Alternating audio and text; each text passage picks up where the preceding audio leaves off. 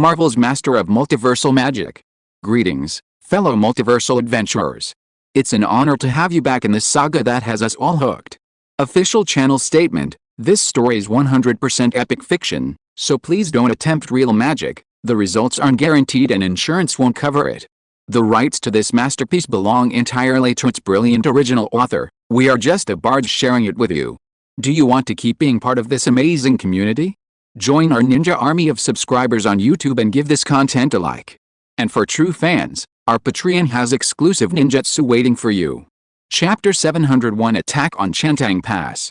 As for why Wulian Xianweng wanted to control Shen Gongbao, firstly, Shen Gongbao was one of the few people who knew Wulian Xianweng's true nature and was aware of his actions. Without controlling him, Wulian Xianweng would certainly feel uneasy. Although everything Wulian Xianweng did was for the sake of the Chan sect, and his master tacitly approved of his behavior, it couldn't be openly discussed. If it were completely exposed, Wulian Xianweng would inevitably be punished by his master. Secondly, based on his speculation about the development of the investiture of the gods, Wulian Xianweng might want to gain an advantage for the Chan sect in the future investiture of the gods war by controlling Shen Gongbao. As the Chan sect's chief disciple and the representative of Yuxia Palace, Wulian Xianweng should know the inside story of the investiture of the gods war. The list on the investiture of the gods should have been drawn up when the three pure ones were creating it. The difference was that, normally, the cultivators on these lists would enter the investiture of the gods alive and become righteous gods of the heavenly court, so they wouldn't be entirely under the Jade Emperor's control. For the disciples of the three sects, this was a good thing. They suffered no loss and even gained a job. Among the three sects, the most listed disciples were from the Ji sect, mostly demons, which clearly didn't align with the interests of the Chan sect. Therefore, the Boundless Immortal wanted to use Shen Gongbao, a Chan sect disciple with the best relationship with the Ji sect disciples, to scheme to get those on the Ji sect's list involved. Ultimately, they would die, their souls added to the list, becoming mere puppets of the heavenly court. In this way, even if the Ji sect disciples had the most on the list, they wouldn't threaten the Chan sect. Of course, these were just guesses based on his past life's memories and the current situation. Whether this was the case remained to be seen. Roar! Just then, a huge dragon roar suddenly appeared in the sky. A massive azure dragon broke through the air, charging straight towards Chantang Pass, clearly with malicious intent. Barrier Beast, Li Jing and Lady Yin flew to the city wall and ordered the barrier beast left by Tai's Henrin to open the barrier, temporarily blocking the azure dragon outside the city walls. However, the azure dragon possessed extraordinary strength, and with several consecutive strikes, it actually shattered the barrier set up by the barrier beast on the spot. Three Dragon Kings, why haven't you made a move yet? With Shen Gongbao's command, the Dragon Kings of the West Sea, South Sea, and North Sea appeared simultaneously, unleashing three enormous breaths of dragon fire that instantly annihilated the azure dragon. However, after being destroyed, the azure dragon transformed into a walking stick, returning to the hand of an old man with white hair and a youthful face, dressed in a Taoist robe. The newcomer was none other than the eldest disciple of Yuanqi Xianzhen, the acting head of Yuxia Palace, Wulian Xianweng. HMPH, the Dragon Clan, there really is something wrong with them. Upon discovering the appearance of the three Dragon Kings, Wulian Xianweng did not seem too surprised. Tai's Henrin had brought two disciples to participate in the Ascension Assessment, one of whom was actually Aobing, the third prince of the Dragon King, and had even become the reincarnation of the Spirit Pearl, which aroused his suspicions. Although Tai's Henrin's explanation was flawless, and his other junior brothers in the Golden Immortal Conference all agreed with Tai's point of view, he still felt that something was amiss. He had originally planned to use dragons to refine elixirs, and this was a good opportunity to test the waters. With the investiture of the gods imminent, the disciples of the Chan sect needed more elixirs to increase their cultivation. However, after so many years of hunting demons, powerful demons in the lower realms were becoming increasingly difficult to capture, while weaker demons couldn't be refined into high-quality elixirs. Therefore, he set his sights on the dragons of the Four Seas. The Four Seas dragons were powerful, and there were countless sea demons among them. If they could all be refined into elixirs for the Chan sect disciples to consume, their strength would undoubtedly increase significantly. Unfortunately, at several Golden Immortal meetings, when he had Lu Tong test the waters, his fellow disciples all disagreed with attacking the dragons. The main reason was that it would be unjustifiable, Attacking the already surrendered dragons would damage the reputation of the Chant sect and make them a laughingstock among all cultivators. Therefore, to avoid damaging the Chant sect's reputation, he needed a legitimate reason. His original plan was to transform his staff into a blue dragon to attack Chantang Pass, kill a few mortals, and create the illusion that the dragons had left the East Sea to attack humans. Then, before the facts were confirmed, he personally led the demon hunting team to refine the entire dragon clan into an elixir. With the dragon clan, the aggrieved party, wiped out, and with the testimonies of the people of Chantang Pass, everything would seem reasonable, and no one would pursue the matter further. As for Aobing, the reincarnation of the Spirit Pearl, he was easy to deal with. If he dared to resist, he could be accused of being part of the Dragon Clan, and even falsely accused of switching the Demon Orb and the Spirit Pearl as part of a Dragon Clan conspiracy, and directly killed and refined into a top-grade elixir. If he didn't resist, he could be slowly brainwashed, made to atone for the sins of the Dragon Clan, and become a loyal henchman of the Chant sect in the future. Now it seems that what Taei said might not be the truth. The matter of the Spirit Pearl and the Demon Orb might really be related to the Dragon Clan. Otherwise, how could the 3 Dragon Kings suppressed at the bottom of the sea appear in Chantang Pass? But this way, it's even better. Directly annihilating the entire Chantang Pass, then killing the 3 Dragon Kings, and dumping their corpses in Chantang Pass to create the illusion that the 3 Dragon Kings attacked Chantang Pass would be even more seamless. If the Dragon Clan had no intention of rebellion, why would the 3 Dragon Kings, suppressed in the underwater purgatory, appear at Chantang Pass? The East Sea Dragon King was utterly unable to defend himself, and perhaps the power of the Demon Orb could still be utilized. "Senior brother, how have you been?" Shen Gongbeo, wielding a thunder whip, appeared before the 3 Dragon Kings, glaring angrily at Wu Liang Immortal. Wu Liang Immortal was clearly surprised by Shen Gongbeo's presence, but after a moment's thought, and considering all the information, he roughly guessed what was going on. Thus, he preemptively asked, "Shen Gongbeo, what is your intention in colluding with the Dragon Clan? I would like to ask you, what is your intention in capturing my father?" Shen Gongbeo pointed his thunder whip at Wu Liang Immortal, his face filled with rage. Wu Liang Immortal raised an eyebrow. "Who said I captured your father? Only you know my family's situation. If it weren't for your instructions, why would Nezha and Aobing's ascension assessment have targeted my father? Moreover, my brother's arrow wound is clearly the work of your disciple, Lu Tong." Shen Gongbeo presented his evidence clearly and logically. Wu Liang Immortal, hearing this, stopped pretending and stroked his beard. "As expected of the talent I introduced to you, nothing escapes your eyes." Seeing Shen Gongbeo, and guessing the situation of the Demon Orb and the Spirit Orb, his smile widened. He had initially worried that the Demon Orb wouldn't believe him, but now he was confident. Shen Gongbeo's actions, learning of his brother's injury, then angrily ordering the 3 Dragon Kings to slaughter Chantang Pass, were perfectly logical, leaving the 2 unconscious barrier beasts alive. It was flawless. "Lu Tong, He Tong, come out." With a wave of his hand, a man and a woman appeared behind him, his 2 disciples possessing near golden immortal strength. Having guessed that Chantang Pass was not simple, he brought his 2 disciples along just in case. His true form was with his master while they were refining the investiture of the gods, while the one left at Yusu Palace was merely an avatar created from his magic staff, capable of at most displaying the strength of a Taei golden immortal. Chapter 702, Turning the 3 Dragon Kings against each other. As for why he didn't bring the demon hunting team disciples this time? Because the boundless immortal knew that while the disciples were loyal to him, their loyalty was contingent on fighting demons and protecting the interests of the Chan sect. Fighting demons meant more elixirs could be refined, which they could use to improve their cultivation. Protecting the Chan sect's interests meant protecting their own. Therefore, even if those demons weren't malevolent but benevolent, they would still obey the boundless immortal's orders to capture them. Just as chickens and ducks, though harmless, provide sustenance, humans would still kill and eat them. For the demon hunting team disciples, due to the concepts and values instilled by the boundless immortal, their view of all demons was similar to their view of humans towards chickens and ducks.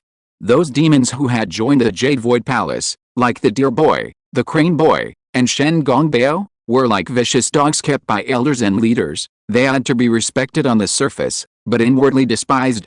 However, if they were asked to slaughter all the humans in Chantang Pass, most of the demon hunting team disciples wouldn't be able to do it.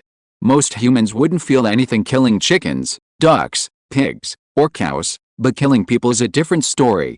Crane Boy and Deer Boy are different, they are demons, so killing doesn't affect them much, and they are bound by their own talismans, daring not to disobey. In fact, if he hadn't sensed something amiss at Chentang Pass, he wouldn't have brought Crane Boy and Deer Boy with him.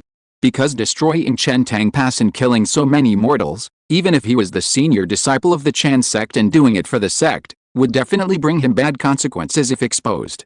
After all, I've done so much dirty work for you for so many years, I can guess your purpose in coming to Chentang Pass to play tricks, to frame the Dragon Clan, right? Shen Gongbeo sneered as he looked at the Deer Boy and Crane Boy.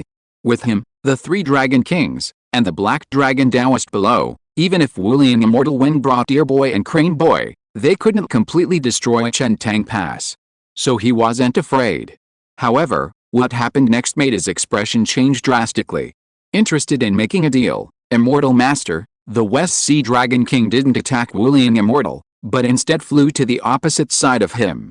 The North Sea Dragon King, Ao Shun, also joined in. As the head of the Jade Void Palace, you must know the spell to break the sea stabilizing dragon chains. Clearly, the 3 Dragon Kings wanted to pledge allegiance to Wulian Immortal, hoping he would help them break the chains and regain their freedom.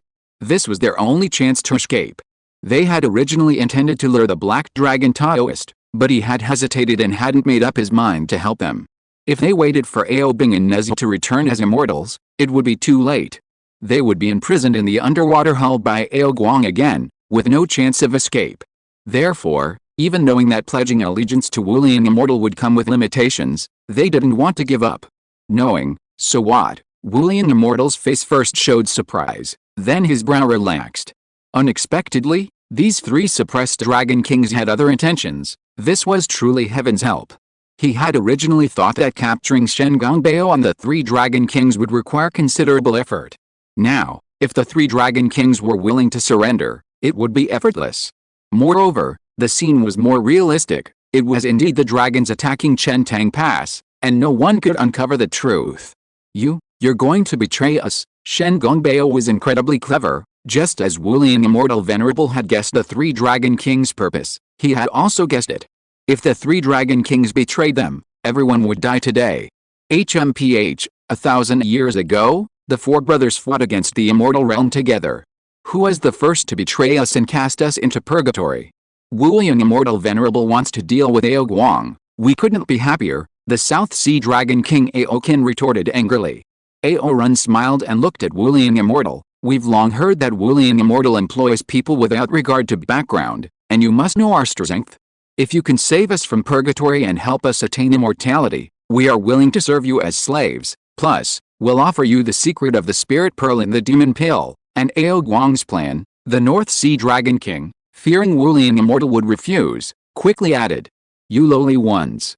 What happened to your pride in defying the immortal realm? Shen Gongbeo angrily rebuked, quickly considering a way to escape. The usually composed Ao Run, unusually, showed great emotion, glaring angrily at Shen Gongbeo. In our youthful ignorance, after 1,000 years of torment in purgatory, we finally understand who sets the true rules of this world. They didn't want to submit to Wulian Immortal, but it was their only option now. Upon hearing this, the Boundless Immortal stroked his long beard and said, Clever, but you 3 are fickle. How can I trust you unless I take over your lives? We are willing. Before the Boundless Immortal could finish speaking, the 3 Dragon Kings had already given their answer. They knew the Boundless Immortal would surely cast a curse on them, and their lives would be in his hands from then on. This was the price of escaping the underwater hell, and they had already thought it through. 3 Dragon Kings, wait a moment. I have something to say. Just then, George suddenly appeared beside Shen Gongbeo. Upon seeing the Boundless Immortal, George's first thought was to take Chentang Pass into his own world and then flee for his life. He was joking. The Boundless Immortal was the eldest disciple of the Primordial Heavenly Venerable, the strongest expert in the Chant sect besides the Primordial Heavenly Venerable, and his strength might have already reached the peak of the Great Luo Golden Immortal Realm. He might even be a quasi-saint. He possessed countless powerful magical treasures. He was absolutely no match for him. However, after his investigation, he was surprised to find that this Boundless Immortal was not as strong as he had imagined. His strength was much greater than Shen Gongbeo, Tai's Henren, and the 3 Dragon Kings he had encountered. but not to the point of being completely insurmountable. At his level, he could sense how much stronger an enemy was. This meant either the boundless immortal of this world was different from the Antarctic immortal of the investiture of the gods world, and his strength wasn't that great, or the boundless immortal before him wasn't his true form at all, but merely an avatar. Just like his manifestation, which wasn't as powerful as his true form.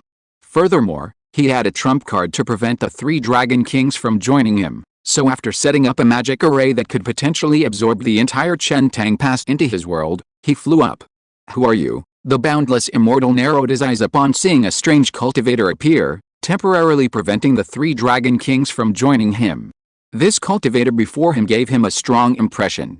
"I am Black Dragon Taoist, greetings to Immortal Boundless." George smiled and made a Taoist bow, then looked at the 3 Dragon Kings. "After my research over this period of time, I have figured out how to break the sea-stabilizing dragon locking chains on you 3. If you are willing, I can untie them for you immediately." Chapter 703 George, who is not good at fighting. The 3 Dragon Kings' fundamental reason for pledging allegiance to the boundless immortal was to escape their predicament, even if it meant being branded with a life-snatching talisman. But if George could help them break the sea-stabilizing dragon chains without the talisman, allowing them to regain their freedom, would they still pledge allegiance to the boundless immortal? Without the talisman's restraint, even if the 3 Dragon Kings were willing to pledge allegiance, how could the boundless immortal trust them? The 3 Dragon Kings and the boundless immortal were well aware of this. Therefore, George's current tactic was a calculated move. "What? Black Dragon, you can really help us break the sea-stabilizing dragon chains?" Aorun and the other 2 were immediately excited upon hearing George's words. Who would willingly allow their life to be controlled by someone else if they could regain their freedom without any cost? They weren't stupid, especially Aorun, who knew that given the boundless immortal's character, no matter how loyal they became in the future, they wouldn't have a good outcome. HMPH, a mere rogue cultivator, how could he possibly break the sea-stabilizing dragon chains of my Jade Void Palace? What a joke. The boundless immortal's face showed disdain. He believed the other party was merely stalling for time. However, no matter how much time was delayed, the outcome would not change. The 3 Dragon Kings' expressions darkened upon hearing the words of the boundless immortal. Indeed, how could a mere rogue cultivator like the Black Dragon possibly untie such a magical artifact as the sea-stabilizing dragon chains? Aladong Hokai, George didn't waste any words, instantly teleporting to Aorun's side. Then, using the power of the world, he activated his countless modified unlocking spell, striking the sea-stabilizing dragon chains binding Aorun. Under the effect of the unlocking spell, which was already considered a rule-based magic, the sea-stabilizing dragon chains on Aorun immediately began to shake violently, seemingly on the verge of being broken. Seeing that George actually had a chance to break the sea-stabilizing dragon chains, the boundless immortal's expression changed drastically. "Dear boy, Crane Boy, kill him!" Crane Boy flapped his wings, transforming into a strange tornado that swept towards George, while Dear Boy took out his magical bow and arrow, instantly firing countless golden arrows. Their goal was to kill George before he could untie the sea-stabilizing dragon chains, so that the 3 Dragon Kings would still have no choice but to submit to the boundless immortal. "Stop them!" Aorun, being exceptionally clever, immediately grasped the immortal Wulian's intentions and shouted to Aokin and Aoshun.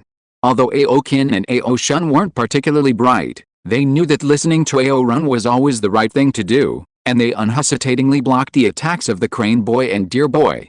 Seeking death, seeing the Crane Boy and Deer Boy being stopped by Aokin and Aoshun, the immortal Wulian was enraged and personally attacked George, preventing him from unlocking the sea-stabilizing dragon chains.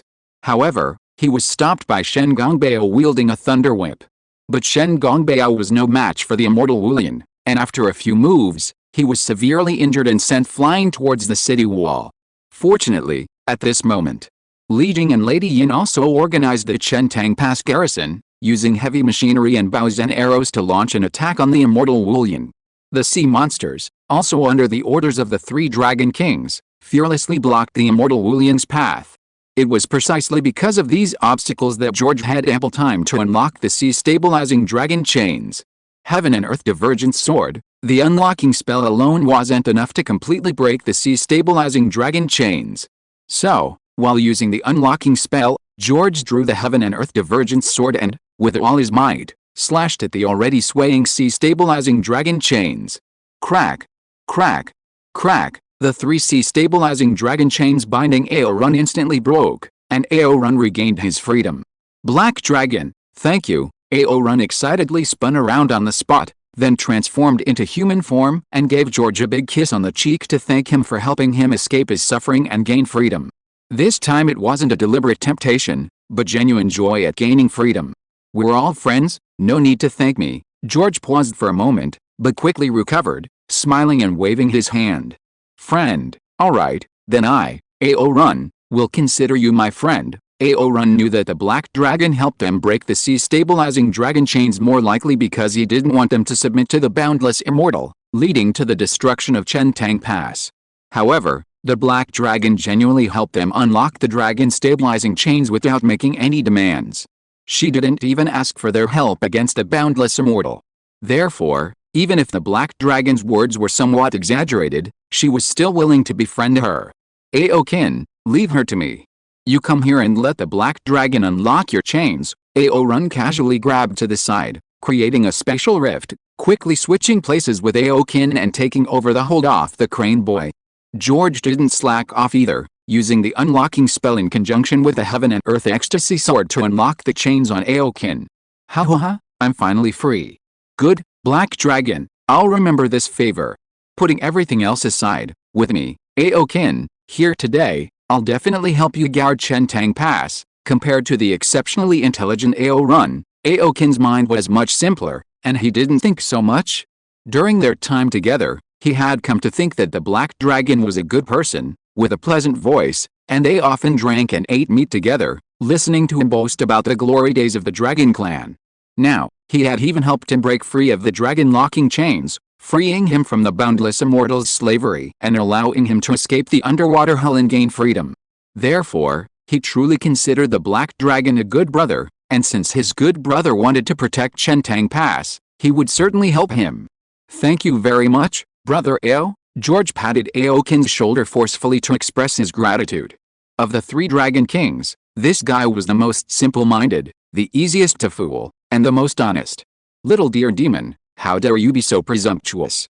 Let your dragon grandpa deal with you. Awaken's body erupted with magma-like flames, and wielding a large axe-shaped weapon, he charged towards the dear boy. The dear boy's golden arrows struck Awaken. But for a moment, they couldn't penetrate his defenses. While Awaken was fiercely fighting the dear boy, George also freed Aoshun from the dragon-locking chains. Aorun restrained the crane boy, Awaken restrained the dear boy, and Shen Gongbao, the 3 sea monsters, Li Jing, and Lady Yin, leading the Chentang Pass garrison, restrained the Boundless Immortal.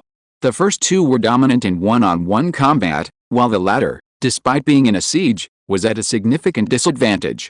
Even if the Boundless Immortal wasn't in his true form, he still possessed the cultivation of a Tai Golden Immortal, while the strongest among the latter was Shen Gongbao, barely a Golden Immortal. I am not skilled in combat, and I hope Brother Aoshun can lend a hand, George pleaded with Aoshun after releasing the sea-stabilizing dragon chains. Aoshun didn't waste any words, wielding 2 long swords and fiercely slashing at the head of the evil peach. Seeing Aoshun join the attack, knowing that even with their full strength, they probably couldn't take Chentang Pass quickly, especially with Ao Guang still missing, the Boundless Immortal immediately ordered Lu Tong and He Tong to retreat outside Chentang Pass, ceasing the fight. The plan couldn't be accomplished, continuing the fight was pointless. Chapter 704 Retreating behind the crowd. To be able to untie the sea-stabilizing dragon-locking chains, what a brilliant skill.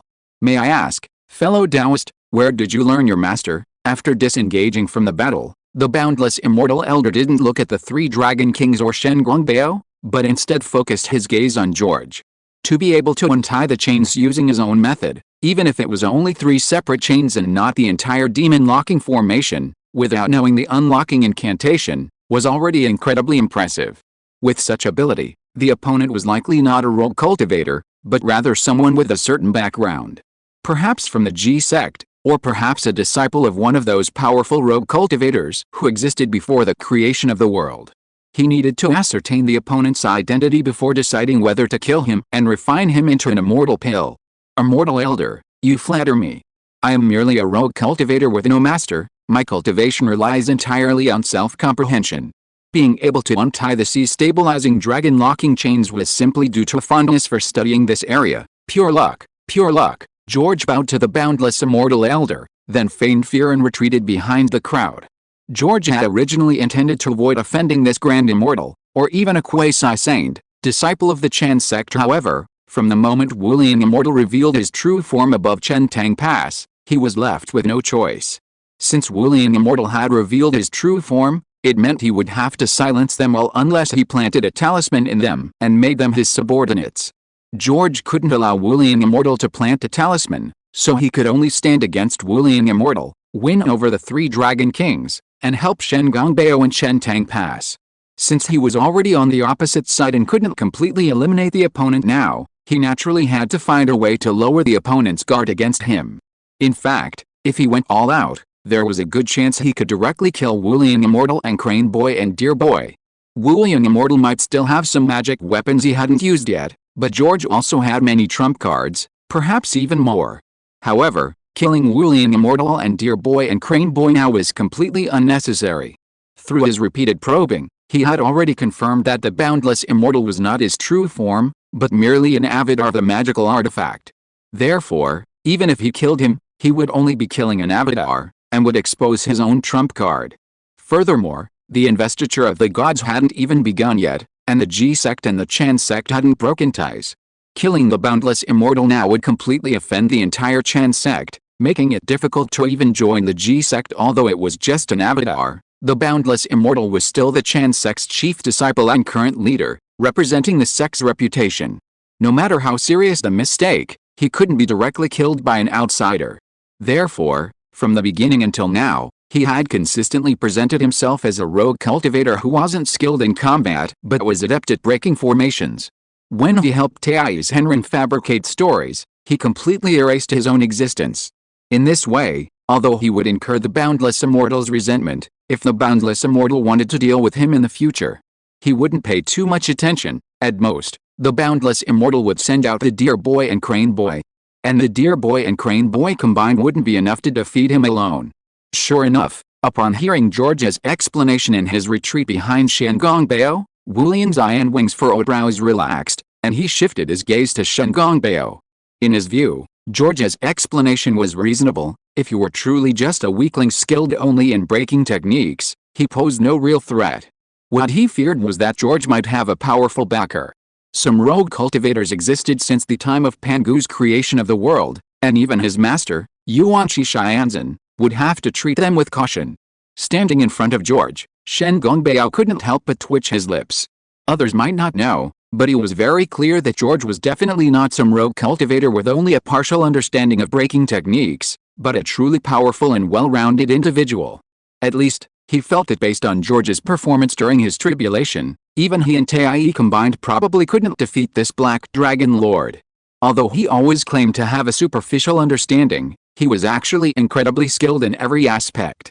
His formations and magic treasures weakened most of the saintly tribulation. He swallowed a final tribulation. He could conjure all sorts of strange spells with ease, and he even possessed teleportation abilities. In terms of treatment, even his younger brother, whose primordial spirit was on the verge of collapse, could be saved. Furthermore, the dragon stabilizing chains that had bound the dragon clan for millennia had been broken. However, he wasn't naive. He instantly understood why George was behaving this way, immediately protecting him and then pointing at the Boundless Immortal, questioning, "Senior brother, release my father, or I will report everything you've done, past and present, to Master and all the other senior brothers." Previously, he had no evidence to report the Boundless Immortal, and as the former captain of the demon-catching team, he would also be implicated. But now, the entire Chen Tang Pass was a witness, along with Li Jing, the chosen one favored by Master. Moreover, with his father captured, he couldn't care less about the consequences of reporting the Boundless Immortal. "Oh, you've reported me, junior brother? You'd better think this through. Your father is in my hands. I can kill him any time. And even if you report me, my whole heart is for the sake of the Chen sect. Even if I go a little too far, do you think Master will really punish me severely? At most, he'll confine me for a few years, and when I come out, I'll still be the senior disciple of the Chen sect. You're different. You're already disregarded by Master, and then, Wulian Zion Wing's words made Shen Gongbao's expression change, because he knew that this was indeed possible. Taoist Shen, don't be fooled by him, you. Seeing that Shen Gongbao was intimidated by Wulian Zion Wing, George immediately sent a secret telepathic warning. What Wulian Zion Wing said did make sense. Even if everything he did was exposed, he wouldn't actually receive a severe punishment. However, it was clear that Wulian Zion Wing didn't want his actions to be exposed. On the one hand, this would greatly damage the reputation of the Chan sect, which was unacceptable to Wulian Zion Wing, who was devoted to the interests of the Chan sect. On the other hand, if he were to be removed from his position as head of the Jade Void Palace by his fellow disciples because of this incident, many of his plans for the investiture of the gods would be ruined. Therefore, Wulian Immortal wasn't as indifferent to Shen Gongbao's exposure as he claimed. Otherwise, he wouldn't have only brought Crane Boy and Deer Boy. After being reminded by George, Shen Gongbao immediately reacted and confronted Wulian Immortal head-on, making it clear that if Wulian Immortal didn't agree, it would be a fight to the death. This made Wulian Immortal's veins bulge. HMPH, I can't possibly release your father. At most, I'll let him live more comfortably with me. Seeing Shen Gongbao's unwavering disagreement, he added, however, I can overlook your and the Dragon Clan's theft of the Spirit Pearl, allowing the Spirit Pearl in the Demon Orb to successfully ascend to immortality and obtain the Chan Sect's token. Chapter 705 The Plan to Infiltrate Jade Void Palace. In Wulian Zion Wing's heart, Shen's Hangdao was absolutely impossible to release. Because compared to refining all the dragon's interelixirs to enhance the strength of the Chan sect disciples, he had a far more important plan. If this plan succeeded, the Chan sect could gain the greatest benefit in the investiture of the God's War, becoming the leader of the three sects. The G sect, whose strength had always been comparable to the Chan sect, would fall into decline. The core of this plan was Shen Gongbao, who had extensive connections, especially with the G sect disciples. Therefore, he had to control Shen Gongbao and make him obey his orders later. Shen's Hangdao was his most important insurance policy for controlling Shen Gongbao. How could he possibly let him go? As for the East Sea Dragon Clan, he would let them go for now, and there would be other opportunities later. What exactly do you want? Shen Gongbao was trembling with rage at Wulian Zion Wing's unyielding stance. He knew Wulian Zion Wing wanted to use his father to blackmail him, but in this situation, he couldn't afford to gamble. Just as he was wavering, George's voice echoed in his mind again. It's alright, agree to his request first, stabilize the situation, I have a way to save your father. Okay, I agree, and I hope you can keep your promise, senior brother. Because of George's previous performance, Shen Gongbao already had great confidence in George. Since George said he could find his father, there was a high probability that he wouldn't have a problem. Even if he really couldn't find him, at this moment, for his father's safety, he had no choice but to agree to Wulian Immortal. Good, good, good, as expected of my good junior brother. Then let's stop here for today. I still need to go back to continue presiding over the Ascension examination. Come to see me at Yuxu Palace in 3 days. Seeing Shen Gongbao finally compromise, Wulian Immortal laughed and rode away on a cloud. Of course, the promise couldn't be true. Not pursuing the matter of the Dragon Clan stealing the Spirit Pearl, allowing the Spirit Pearl in the Demon Orb to successfully ascend to immortality, and obtaining the Chan Sect's token, these words were merely to appease Shen Gongbao and to stabilize Chen Tang Pass. After returning, he would have to think about how to resolve the future troubles without damaging the Chan Sect's reputation. After the Boundless Immortal departed, George returned to Shen Gongbao's side and asked, knowing your senior brother as you do, how much of his promise can you trust? Not even a tenth. Shen Gongbao sighed, then asked George, Black Dragon, do you really have a way to find my father? I have a spell that can track your father's exact location. George nodded, however, your father is most likely hidden in the Jade Void Palace, so even if you can pinpoint his location accurately, rescuing him won't be easy. He was most skilled in the art of finding people, and after advancing to the single universe level, he had optimized and integrated this type of spell in various ways. He had just tried it, and even with many arrays obstructing his view, he still managed to locate Shen's Hangdao's exact location. It was in the direction of Kunlun Mountain. Therefore, he estimated that the Boundless Immortal had imprisoned Shen's Hangdao in a special prison within the Jade Void Palace. Please help me, fellow Taoist. I have no way to repay you. Upon hearing this, Shen Gongbao bowed deeply to George. Even in the Jade Void Palace, the stronghold of the boundless immortal, he was determined to venture in. Taoist Shen, there's no need for this. We're all friends. George helped Shen Gongbeo up, his face full of sincerity. Shen Gongbeo was deeply moved. George had already saved his brother, and now he was willing to risk his life to help him save his father. How could he not be moved and grateful?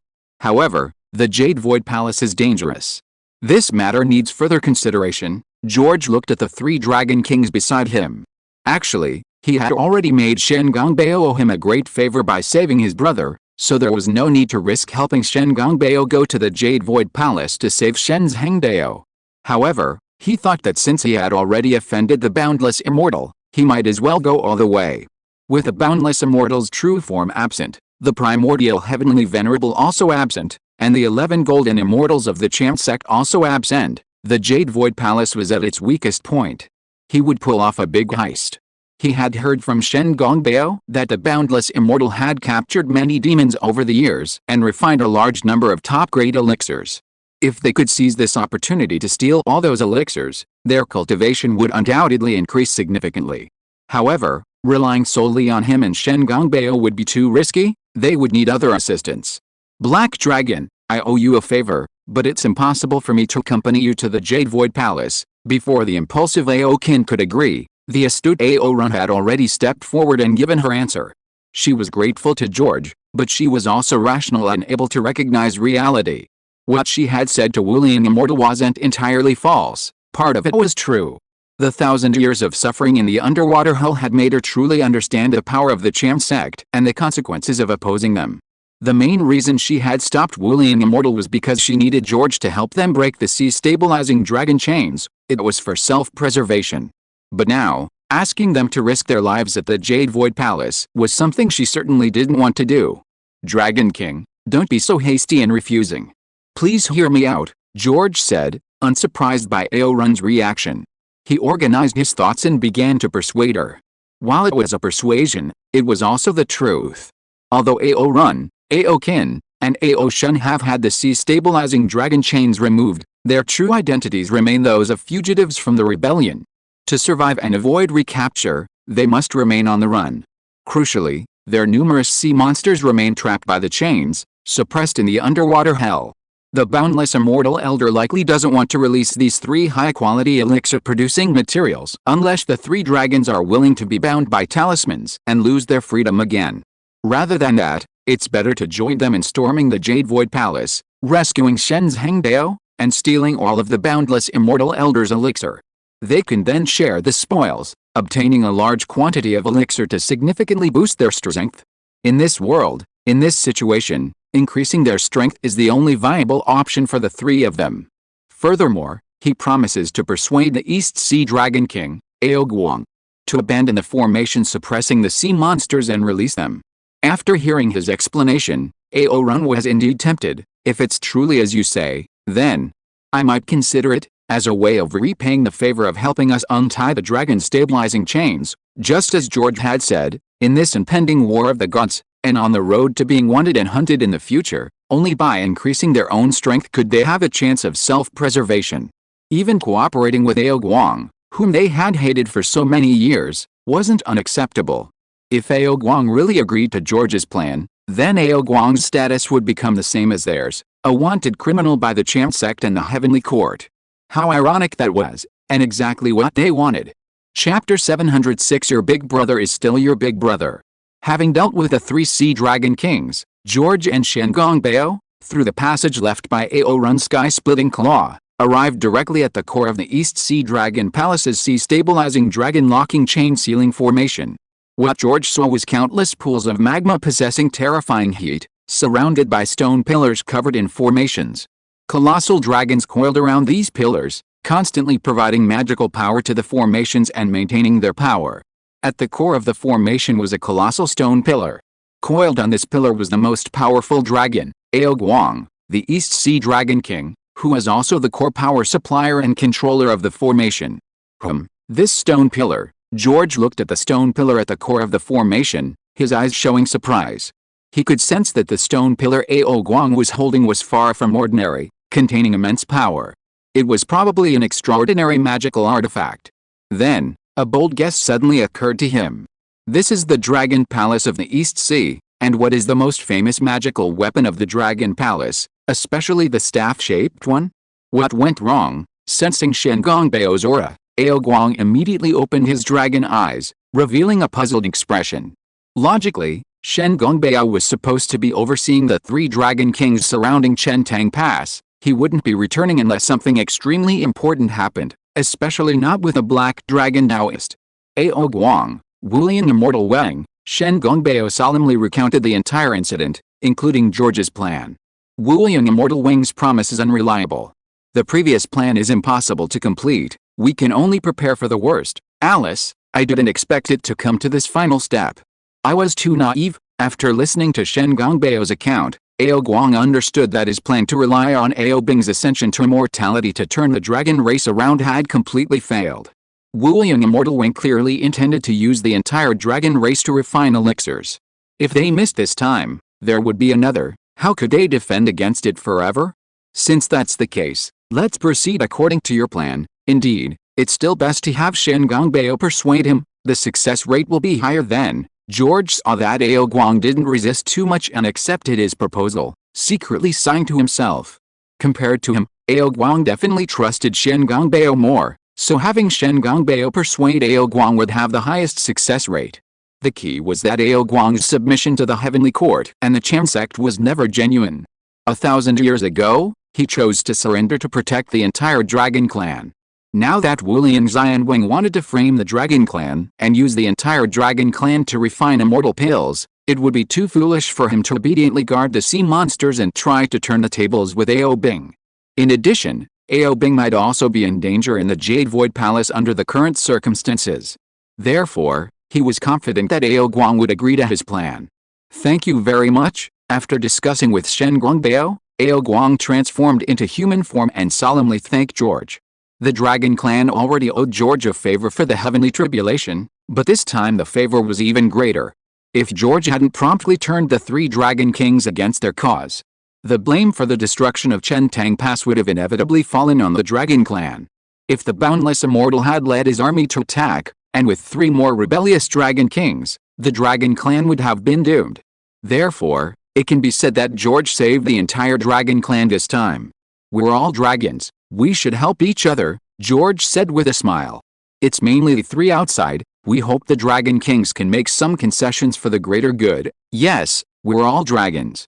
If we don't unite, how can we cope with future calamities? Ao Guang waved his hand. Don't worry, I know what to do. Through the crack opened by Ao Run, Ao Guang didn't separate his soul from his body again, but instead passed directly through to Chentang Pass. Upon seeing Ao Guang, the eyes of the 3 Ao Run and his companions immediately revealed uncontrollable hatred. Despite agreeing to George's plan, the 3 still couldn't forget the betrayal of years past, nor the agony of 1,000 years in the underwater hell. Logically, they knew their eldest brother, Ao Guang, was doing this to protect the entire dragon race. But knowing didn't mean they were willing to understand. They had become sacrifices for the dragon race, suffering for millennia. They could accept being sacrificed willingly for the sake of the dragon race, but they couldn't accept being betrayed and passively becoming sacrifices. Especially when the betrayer was their eldest brother. Ao Kin, Ao Shun, Ao Run, your eldest brother was wrong. After Ao Guang emerged, he didn't explain that his betrayal was for the sake of the dragon race, that he never intended to kill his younger siblings or the sea monsters. He was merely stalling for time, trying to change the dragon race's fate through Ao Bing's ascension to immortality. He had said these words many times, and his 3 younger siblings had heard them many times.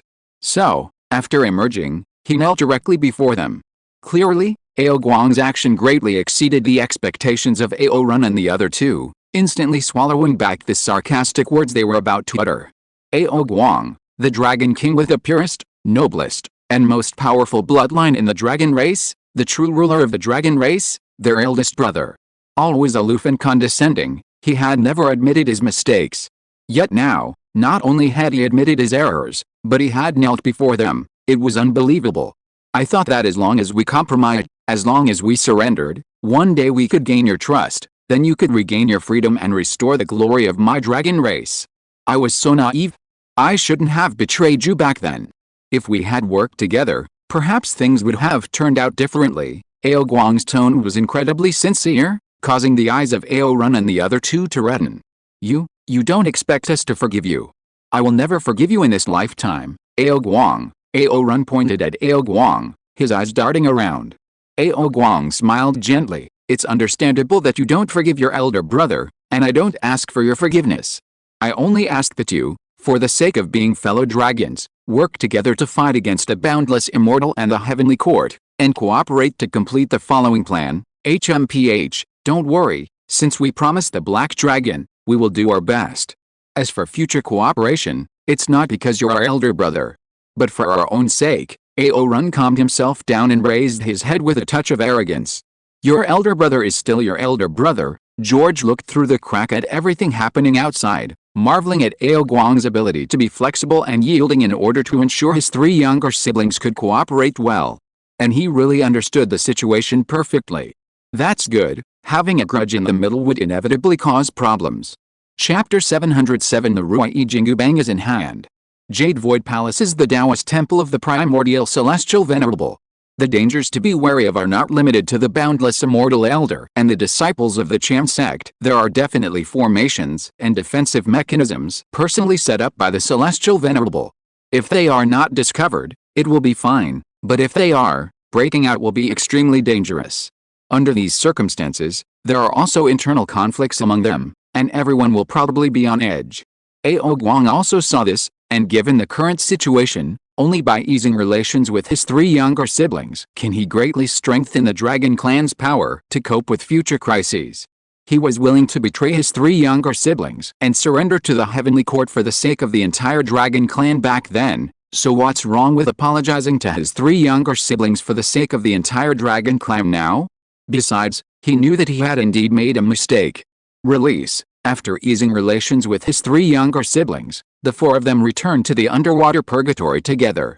Ao Guang chanted a spell to release the chains binding all the sea monsters, allowing them to return to their respective Dragon King's ranks.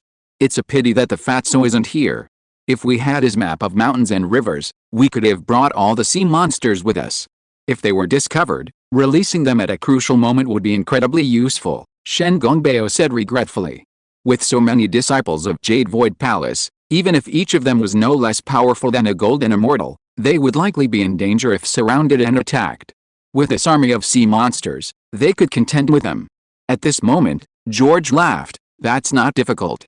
I happen to possess a divine ability that can achieve a similar effect. Is that true? Shen Gongbeo was overjoyed. George waved his hand, and a huge entrance appeared before him, leading to an additional world. He had his own world. By simply carving out an extra area, he could accommodate all these sea monsters. We shouldn't delay, we must set off as soon as possible, Shen Gongbeo urged immediately, seeing that everything was ready. The boundless immortal had only just returned to Jade Void Palace and wouldn't be able to react quickly enough. Infiltrating now would greatly increase their chances of success. Ao Guang and the other three Dragon Kings agreed, and immediately summoned the demons and dragons of the four seas into the world George had opened. During this time, George took the opportunity to say to Ao Guang, Dragon King, I don't have a suitable weapon. May I borrow one from you? I'll return it after I return from Jade Void Palace. Don't mention borrowing. What weapon do you need? Just tell me.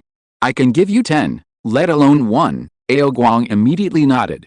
The dragons had been suppressed for 1,000 years, but they had once been quite wealthy, possessing a considerable collection of various weapons and magical treasures.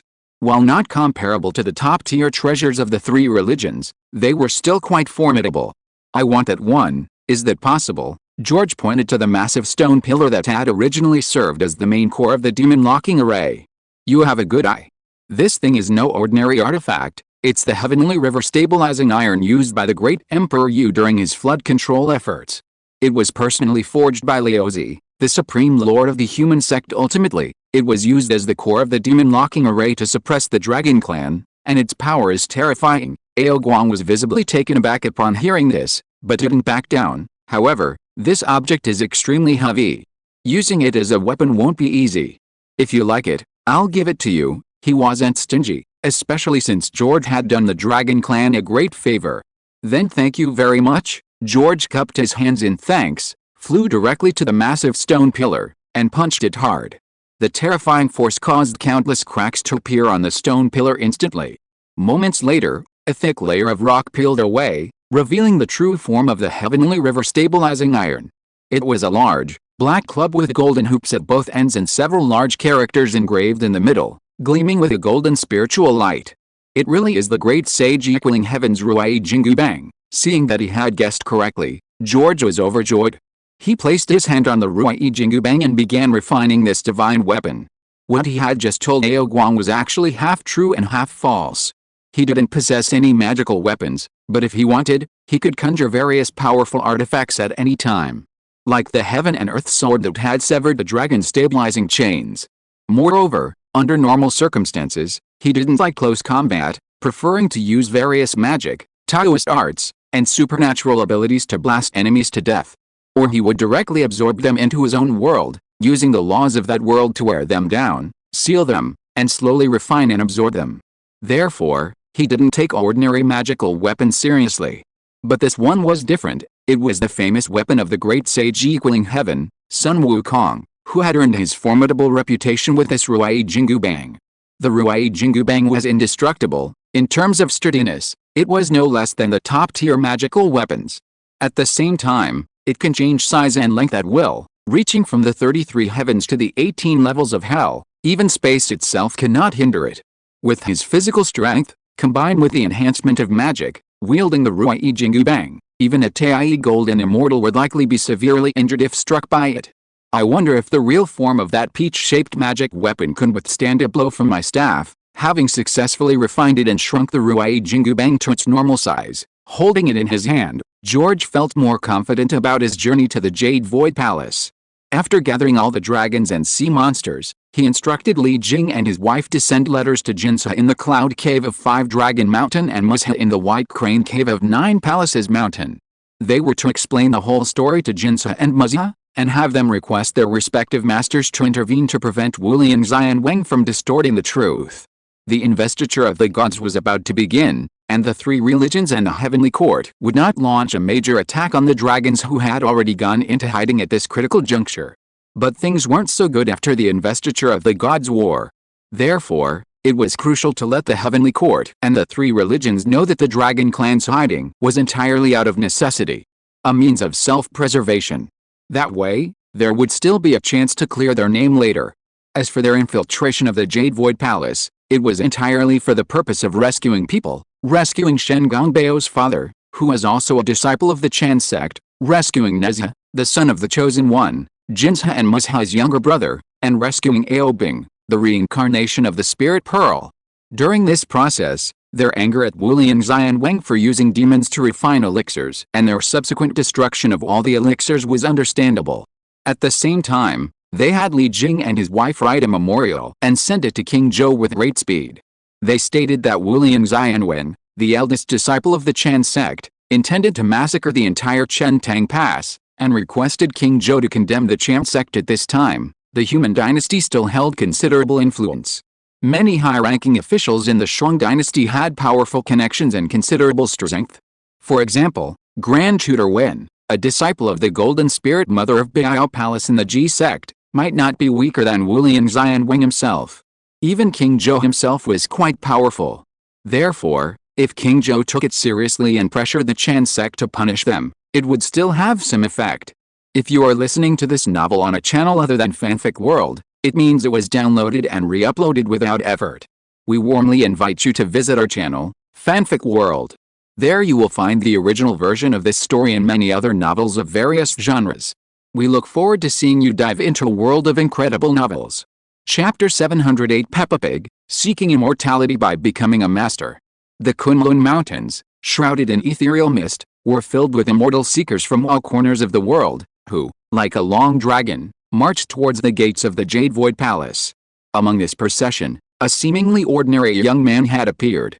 This young man was none other than George in disguise. Infiltrating the Jade Void Palace was no easy feat. Once the boundless immortal returned to the Jade Void Palace, he would undoubtedly be on guard and activate the Grand Formation. According to Shen Gongbao, The Jade Void Palace's grand formation was crafted by the primordial heavenly venerable. Even a great Luo golden immortal could not force their way in. To enter the Jade Void Palace, one either needed a Jade token belonging to a Jade Void Palace disciple, or, as they were doing now, had to pass a test as an immortal seeker. Shen Gongbeo naturally possessed a Jade token, but the moment it was revealed, the boundless immortal would immediately recognize it, rendering his infiltration a joke. As for Ao Guang and his companions, they were the renowned dragon kings of the Four Seas. Even if they used transformation techniques to become other people, they would most likely be detected by the formation. George, being neither from this world nor renowned, was the most suitable to disguise himself as a seeker of immortality and enter the Jade Void Palace. He also possessed his own world, capable of containing Shen Gongbeo, the 4 dragon kings, and all the sea monsters within it. His self-created world was no less powerful than the mountain and river map, and would likely evade the Jade Void Palace's array detection. Of course, this was contingent on the primordial celestial lord not personally overseeing the Jade Void Palace. Otherwise, let alone infiltrating, even the mere thought of it might be detected by the primordial celestial lord beforehand. Next, beneath the massive white jade archway, 2 Jade Void Palace disciples in white Taoist robes were conducting the first round of screening for seekers of immortality. The Jade Void Palace, one of the 3 religions, while widely accepting disciples, wasn't open to just anyone.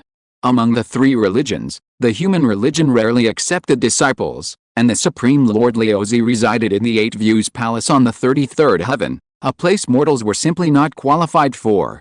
The Biao Palace of the Ji sect is located in the Penglai Immortal Realm deep in the East Sea. Those who go there to seek apprenticeship are mostly demons, humans are relatively few. The Yuxa Palace, however, is different. Located in Kunlun Mountain, it's accessible to mortals with enough perseverance, and its immortals are renowned throughout the world. Therefore, virtually every human in the world with a desire for immortality and cultivation will travel to Kunlun Mountain to become a disciple of the Yuxa Palace. This allows the Yuxu Palace to select the most talented humans to become disciples, thus gathering the world's brightest minds. Race? Name? Origin? Have you studied Taoist arts? What is your current cultivation level?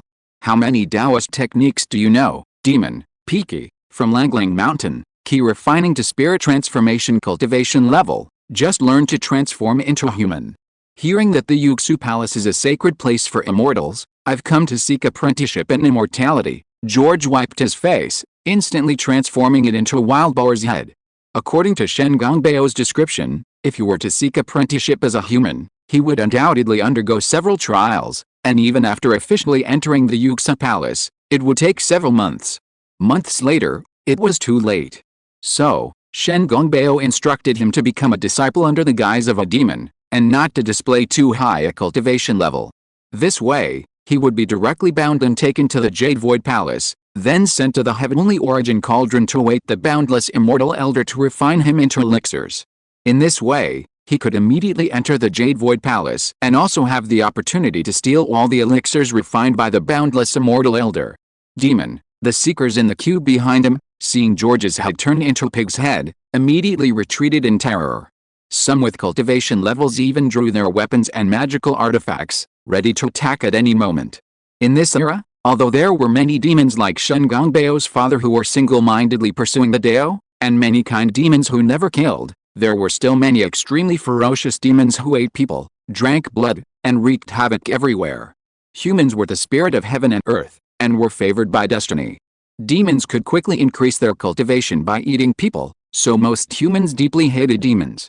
One of the constant tasks of Li Jing and his wife was leading the garrison to hunt down the man-eating demons. In fact, the Jade Void Palace's demon hunting team mostly captured troublesome demons. After all, kind demons were a minority. Therefore, from the human perspective, the boundless immortal wasn't entirely wrong, at most a bit extreme.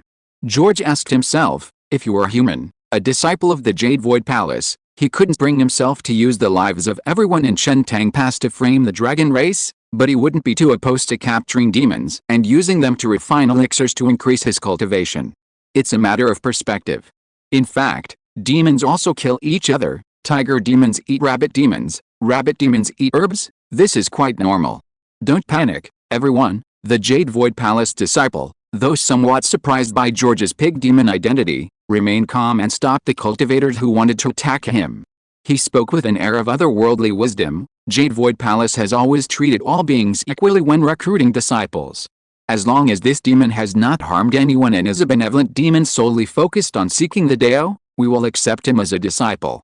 If he has harmed anyone, he will be punished accordingly without exception. Hearing this, the cultivators immediately calmed down, praising Jade Void Palace as truly a sacred place of the three religions. George, feigning innocence, said, "I have never harmed anyone. I have always been cultivating in seclusion on Langling Mountain. This is the first time I have left Langling Mountain." "Very good, junior brother, take him inside for testing." The Jade Void Palace disciple nodded and gestured to another, shorter Jade Void Palace disciple behind him. The shorter disciple immediately stepped forward, smiling, and led George into the white jade gate. Stepping through the gate, the scenery instantly changed, as if entering another space. Not just as if, George was certain he had entered another space, even another world. Perhaps this was what was known as a blessed land. The space where Jade Void Palace was located felt several levels stronger than the world he had created himself. Truly beautiful, George couldn't help but exclaim in admiration. All the buildings were constructed of immortal jade, exquisitely beautiful, stretching endlessly, filled with powerful energy fluctuations.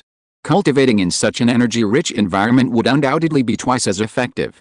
Countless Jade Void Palace disciples, clad in Taoist robes, moved among the buildings, some riding clouds, some flying swords, some stepping on various strange magical artifacts. Many disciples sat inside, drinking wine, playing chess, and discussing various cultivation methods and transformation techniques. Jade spirit birds circled above the buildings, rising and falling, a truly beautiful sight. The entire place was a paradise on earth, a Taoist holy land, making it hard not to marvel. Chapter 709 The Maze and the Stone Gate. Collect, however, just as George was awestruck by the beauty of the Jade Void Palace before him, the short disciple leading him suddenly turned around and pointed a gourd that had already been opened at George. As the disciple chanted an incantation, George was instantly transformed into a ray of light and absorbed into the gourd. HMPH, a mere demon, daring to try and join the Jade Void Palace, the short disciple stuffed the gourd back in and mocked, then flew with the gourd to a building with a bagua, 8 trigrams, pattern on the highest peak of the Jade Void Palace. He handed the gourd to another disciple guarding the heavenly origin cauldron in the center of the building. George, now inside the gourd, felt no tension whatsoever. This was all part of Wiz and Shen Gongbao's plan. Before the primordial celestial venerable went into seclusion, the Jade Void Palace did indeed accept some demons with exceptional talent as disciples. Shen Gongbao, Deer Boy, and Crane Boy all joined the Jade Void Palace in this way. Although these disciples did face some discrimination, and some might not even be disciples, but rather servants or even mounts. But at least he did join the Jade Void Palace and learn its Taoist methods and spells. However, everything changed after Yuanqi Xianzhen went to the 8 Trigrams Palace to work with Taishang Laojin and Tongshan Jiaozu in seclusion to refine the investiture of the gods, and the eldest brother, Wulian Xianwen, took over all affairs of the Jade Void Palace. The disciples responsible for the first level of trials at the entrance of the Jade Void Palace were replaced by members of the demon-catching team. If ordinary mortals came seeking immortality, the usual procedures were followed to select talented individuals for the Jade Void Palace.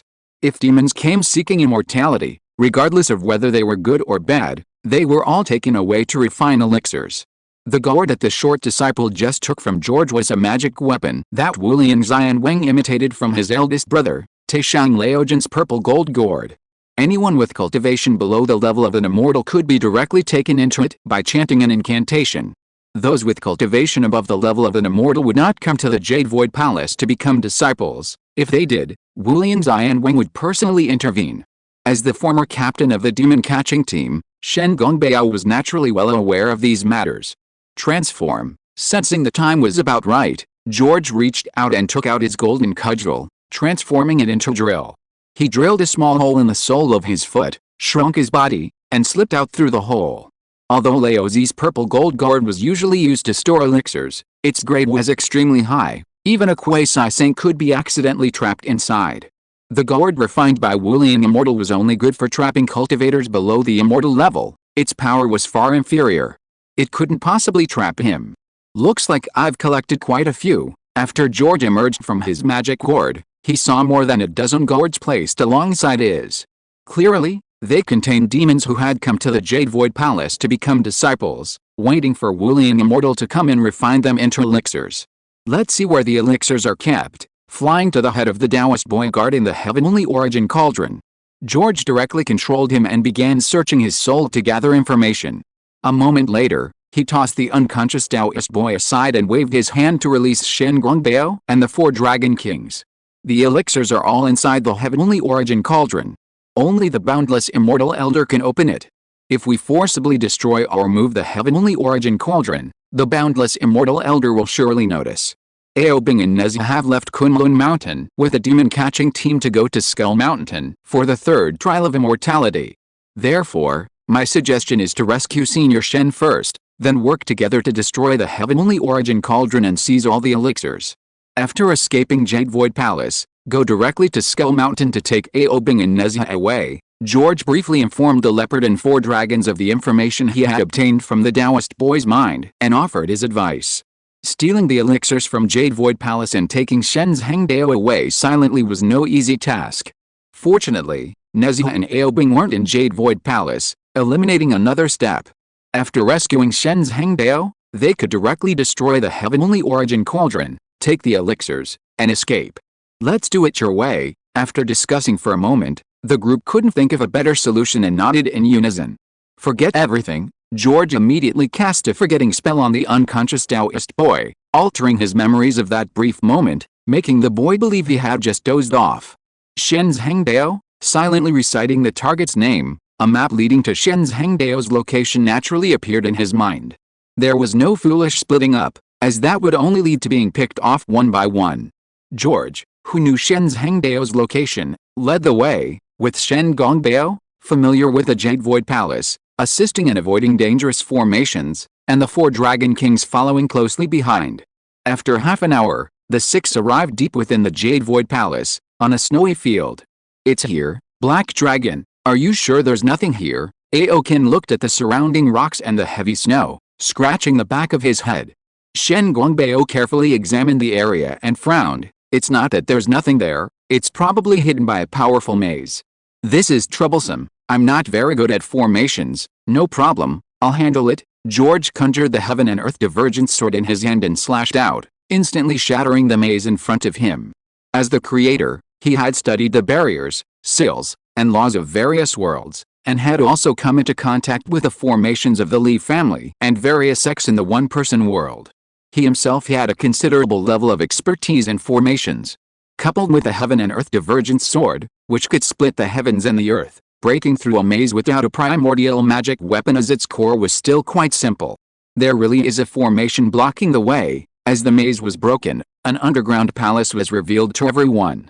Because he was worried that breaking the formation would alert the boundless immortal, George did not waste any time and immediately rushed into the palace according to the spell in his mind. What came into his eyes was a huge stone door with the head of a monster, and a young Taoist was sitting there dozing off in front of the stone door. Before the young Taoist could react, George had already teleported behind him, controlling him and beginning a soul search. How is it? Shen Gongbeo asked anxiously after catching up.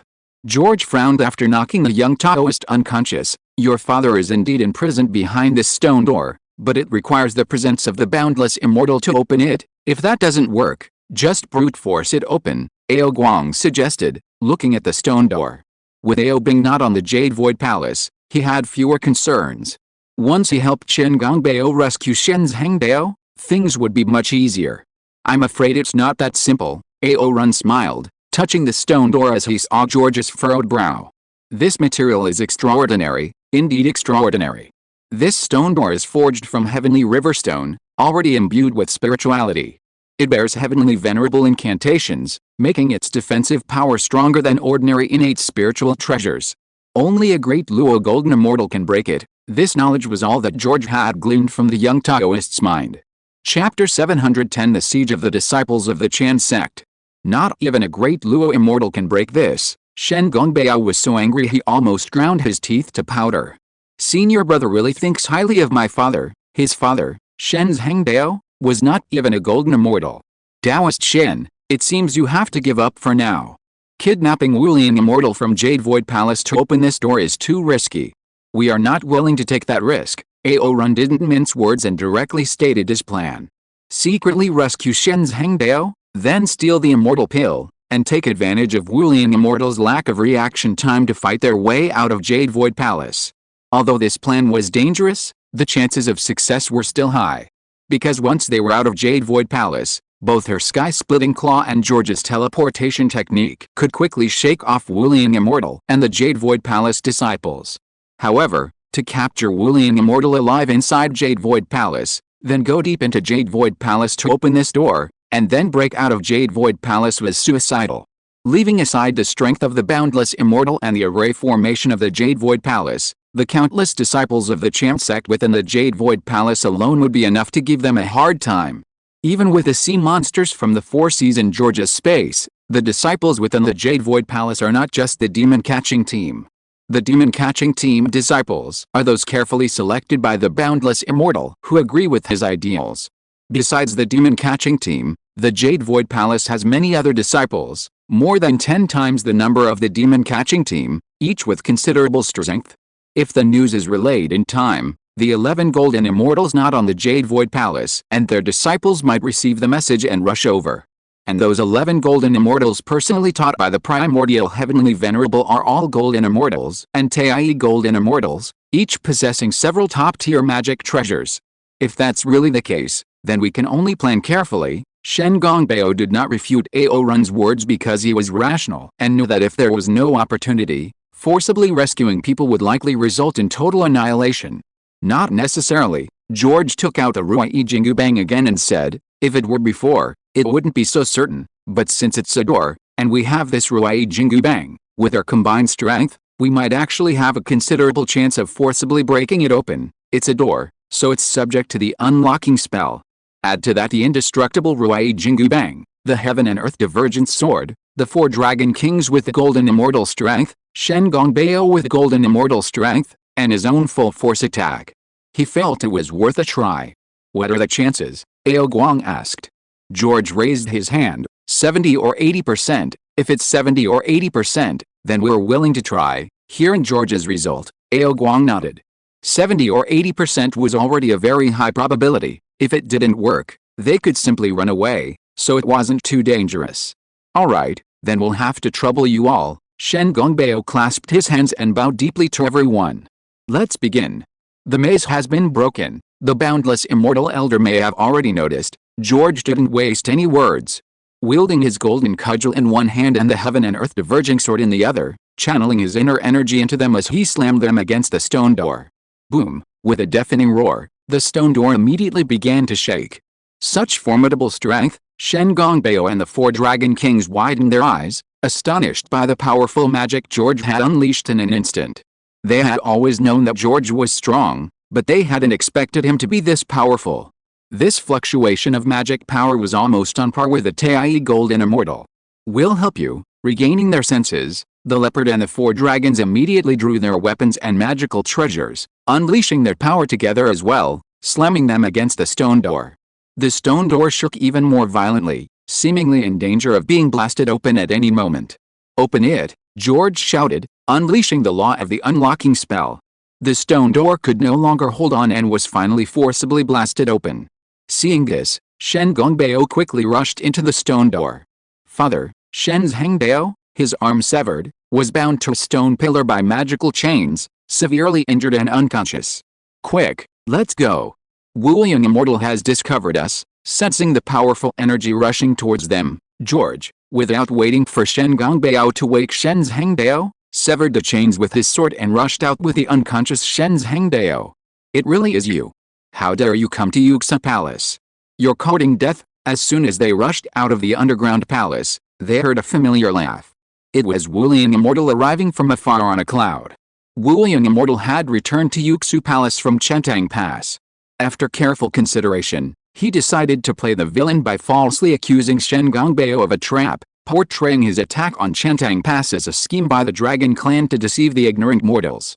Once Shen Gongbeo was involved, he would persuade his junior brothers to destroy the Dragon Clan first, thus covering up the truth. Unfortunately, the magic array that could simultaneously connect 11 junior brothers during the 6 stars alignment had only been used once and could not be activated again for 10 years. Therefore, he could only send his disciples to the caves where his 11 junior brothers cultivated, to inform them to come to the Jade Void Palace for discussion. However, as soon as the disciples were sent out, they discovered that the illusionary array they had set up had been broken, and the stone gate near where Shen's Hangdao was imprisoned was also under attack. He immediately ordered Crane Boy to gather all the disciples of the Jade Void Palace, and then rode a cloud to arrive first.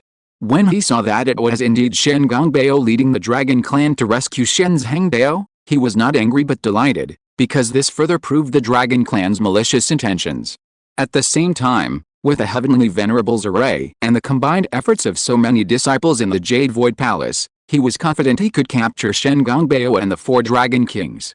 As long as he killed the 4 Dragon Kings, imprisoned Shen's Hangdao again, and forced Shen Gongbeo to compromise, everything would be under his control. Kill. Ao Guang didn't hesitate, his blue blade instantly expanded, and he slashed forward. At this moment, the boundless immortal elder no longer concealed himself. His body rapidly expanded, and with just one hand, he easily caught Ao Guang's full force strike. HMPH, although this isn't my true form, it's still not something scaly, horned reptile like you can contend with. Go help, George said to the other 3 Dragon Kings, not immediately stepping forward, but quickly forming hand seals and beginning to cast projection magic. While casting the spell, he also gave instructions to Shen Gongbeo, who was supporting Shen's Hangdao. The boundless immortal elder, as expected of the Champsek's chief disciple, even as a mere clone formed from a cane, possessed terrifying strength. Under the siege of the 4 Seas Dragon Kings, he was only slightly at a disadvantage. But this disadvantage was quickly reversed. Countless disciples of the Jade Void Palace, riding clouds, wielding flying swords and magical treasures, had already surrounded them from all directions, led by Crane Boy. These disciples used various demon-subduing spells, controlled various self-crafted magical treasures, or set up various grand formations. It can only be said that the Chan sect truly deserves its reputation as one of the 3 religions. Any one of these disciples, if placed in later generations, would be a highly accomplished master. Disciples, listen to my command. Capture all these audacious demons who dared to trespass into Jade Void Palace. The boundless immortal knew that things had come to this point, and he was now certain of victory. Chapter 711 Uproar at Jade Void Palace. In the eyes of the boundless immortal, even if the 4 Dragon Kings united, they would at most be evenly matched with him. Shen Gongbeo's strength was slightly inferior to Hitong's. As for the Black Dragon Taoist, a rogue cultivator specializing only in formations, he wasn't worth considering. He still had the disciples of Jade Void Palace and the protective formations yet to be activated. Truly, what I've been searching for has come to me without any effort. However, before he could even rejoice for a moment, a projection of himself and Shen Gongbeo suddenly appeared in the sky above Jade Void Palace. Shen Gongbeo, what are you trying to achieve by colluding with the Dragon Clan? I'd like to ask you, what are you trying to achieve by capturing my father? The enormous voice instantly covered the entire Jade Void Palace, allowing everyone to see the projection and hear the conversation between the two. Indeed, this projection was created by George, and its content was exactly the entire process of the Boundless Immortal's attack on Chentang Pass. Seeing the projection and the conversation in the sky, the disciples who had been surrounding the palace were immediately stunned. Taking advantage of the situation, the 4 Seas Dragon Kings disengaged from the battle and returned to George's side. This is an illusion cast by the demon race to deceive you. Disciples, hold fast to your principles and do not fall for it. The Boundless Immortal Elder, no longer concerned with pursuing the 4 Seas Dragon Kings, shouted loudly to the disciples of Jade Void Palace. Only a small portion of the Jade Void Palace's demon hunting team truly trusted him. Most disciples were unaware that he was using demons for alchemy. Moreover, it wasn't just about him using demons for alchemy. He intended to slaughter the entire Chentang Pass and then frame the dragon race. Senior brother, how long are you going to keep deceiving them? Shen Gongbeo roared angrily. Look, everyone. This is my father, Shen's Hangdao. From a young age, he taught me to be virtuous and to enter the Jade Void Palace to cultivate immortality. But now, he's been captured and imprisoned here by senior brother to threaten me into doing those despicable things for him. forcing me to continue hunting down kind-hearted demons for his alchemy. We came to the Jade Void Palace today not to do anything bad, but simply to rescue my father. Is that wrong? That seems to be the demon that Nezha and the others captured a few days ago, saying they wanted to reform him. Could he really be Uncle Shen's father? How could senior uncle capture Uncle Shen's father for alchemy? That's too much. No way. Those demons they said they were reforming have all been used by senior uncle for alchemy. This seems to go against the natural order. Hearing Shen Gongbao's words, the disciples began to discuss amongst themselves. Although most disciples of the Chant sect looked down on Shen Gongbao, their demon uncle, they couldn't very well plot against him. Besides, many of the disciples who joined the Chan sect were human beings with a strong sense of justice, their own judgment, and their own ideas. Apart from the demon hunting team, most disciples disagreed with Wulian Xianwing's actions, especially since he planned to massacre an entire city of humans to frame the Dragon Clan. At this time, Li Jing, the chosen one appointed by Yuanqi Xianzhen, has already reported the matter to Chaoj. Soon, the Chan sect will be questioned by Chaoj. At the same time, Manjushri Guangfa Xianzhen and Puxin's Henren also know the truth and should arrive soon. Then you will naturally know whether it's true or false. Also, go to Chentang Pass, all the people there can testify. George amplified his voice throughout the Jade Void Palace with a megaphone spell, also imbuing it with mental power, giving a strong psychological suggestion. After speaking, he took Shen's Hangdao into his own world and fled towards the outside of Yuxu Palace with the Four Seas Dragon Kings and Shen Gongbao. Yuxu Palace was a self-contained world, its space restricted by the primordial heavenly venerable, making teleportation impossible. They could only leave by flying.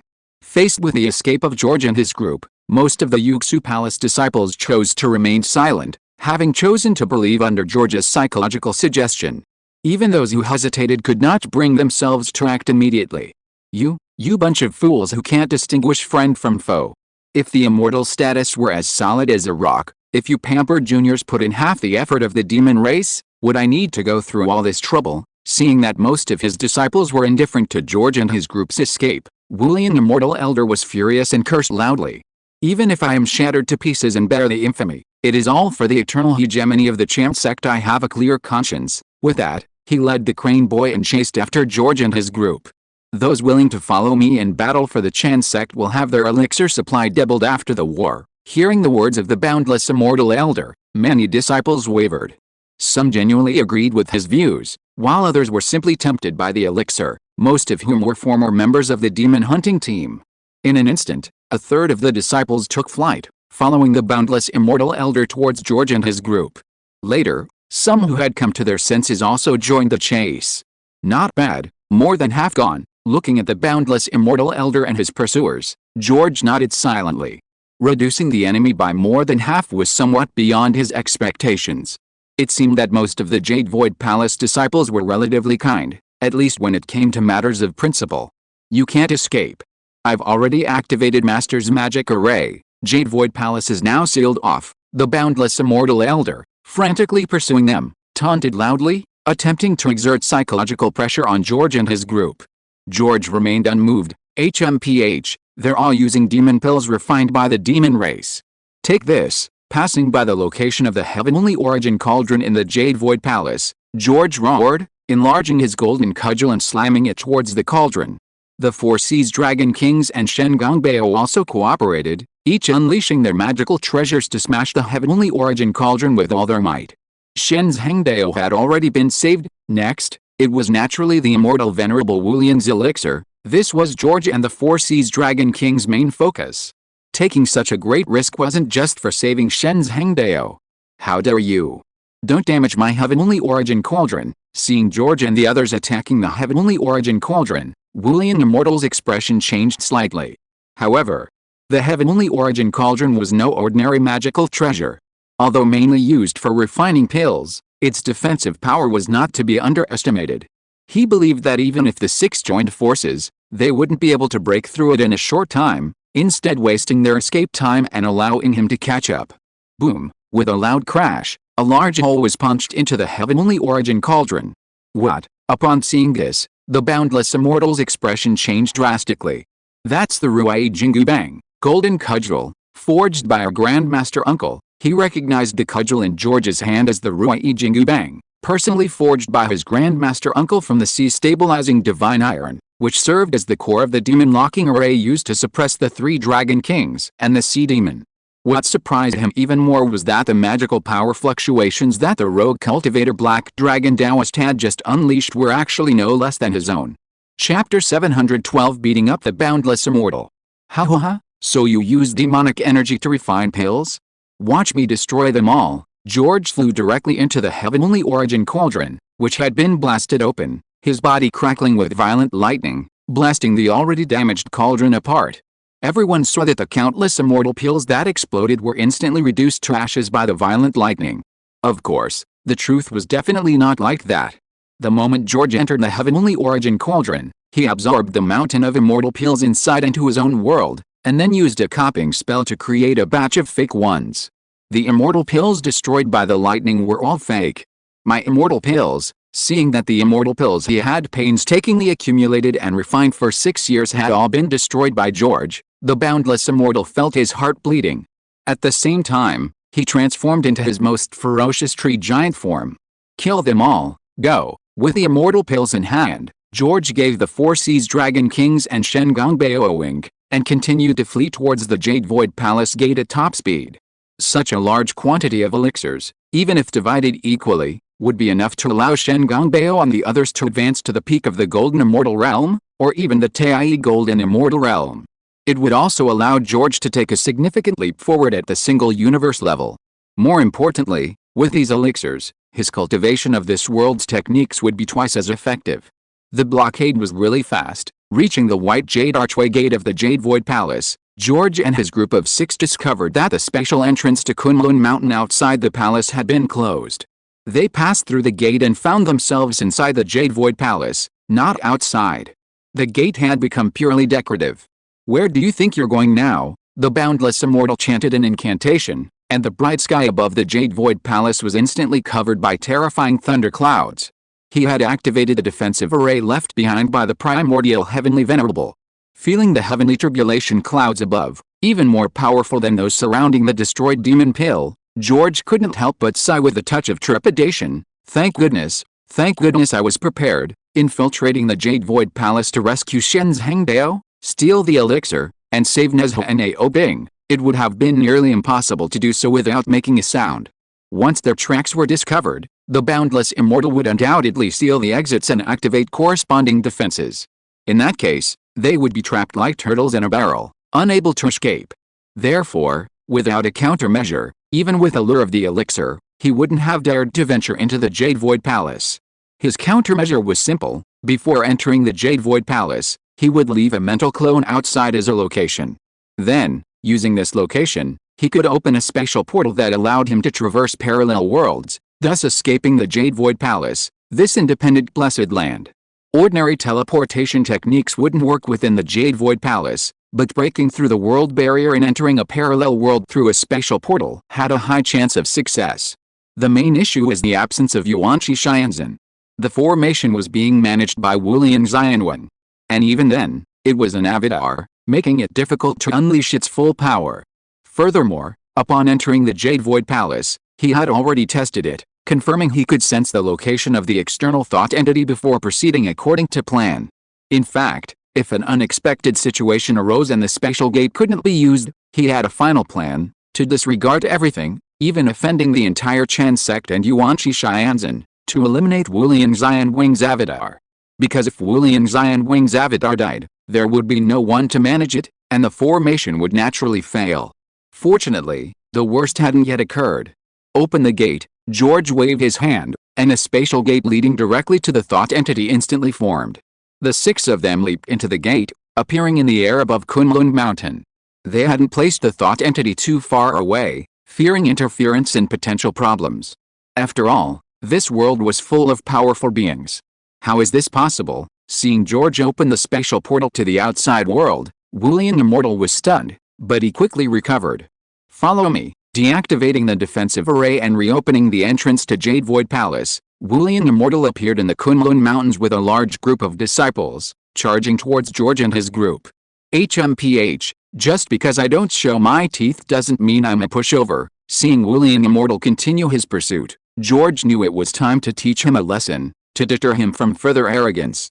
Fortunately, this was no longer Jade Void Palace, so he had fewer reservations.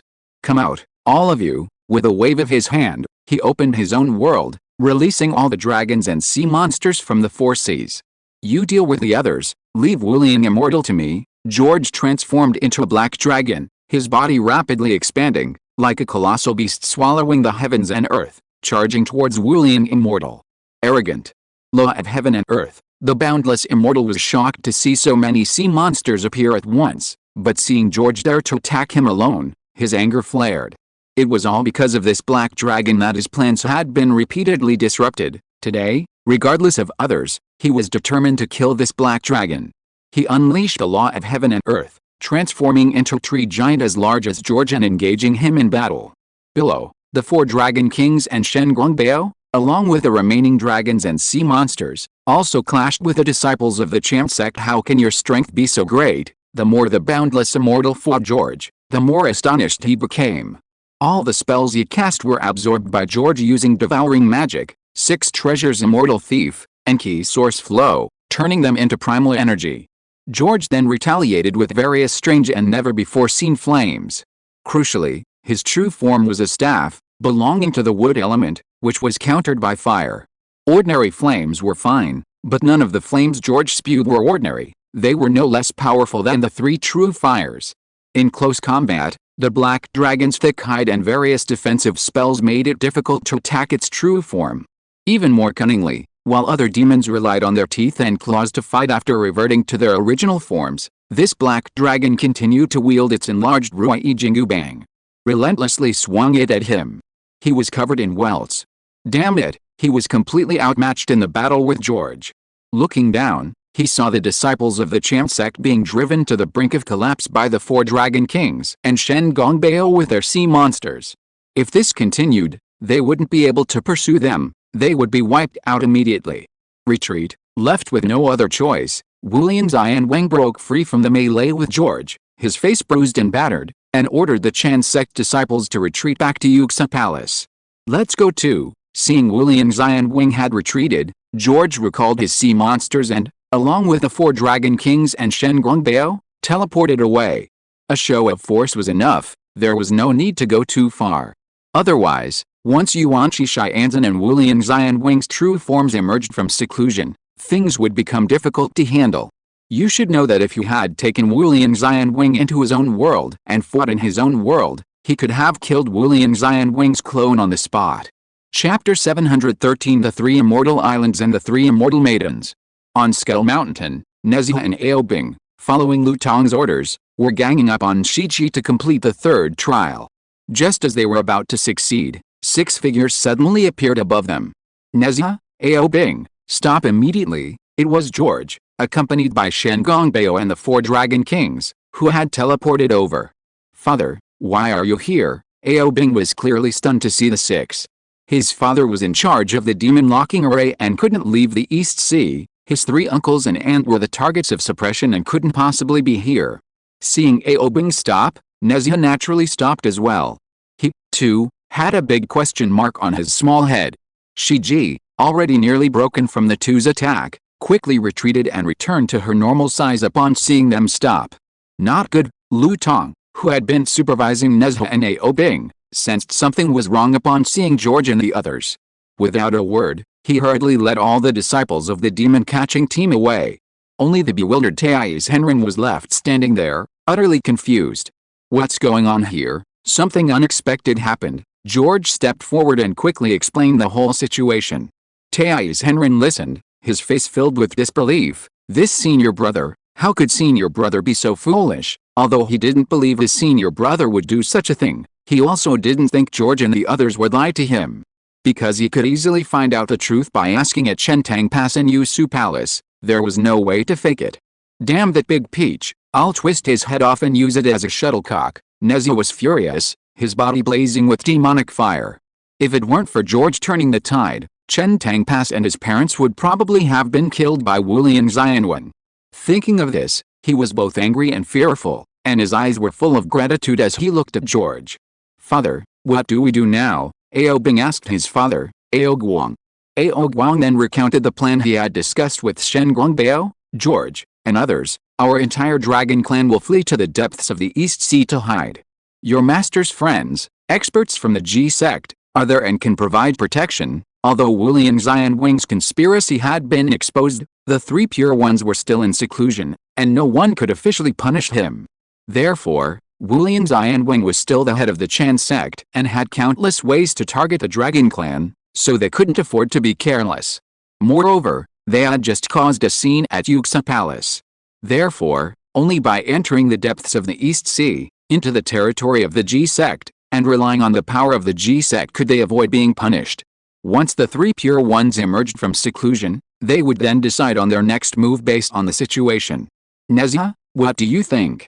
If you're willing, you can bring your parents with you to the depths of the East Sea to hide. After listening, Bing turned to look at Nezha with hopeful eyes.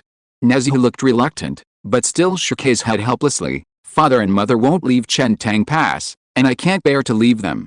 I have to stay in Chentang Pass to protect them. It's alright, it's alright. With me here, Chentang Pass will be safe. Tai's Henrin came to Nezha's side. When we get back, I'll contact Jinso and Musha's master, my two senior brothers. And we'll go to Yuxu Palace to question our eldest brother. He won't dare to attack Chentang Pass again. While the group was discussing, George flashed to Shiji, who was trembling with fear and unsure whether to flee. You heard what they just said. It's not that Nezha and Bing want to deal with you, but that you've been included in the Chan Sect's Ascension assessment.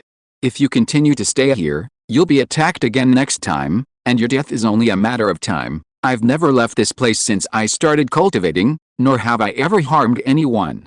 How could they treat me like this? Shiji was also furious.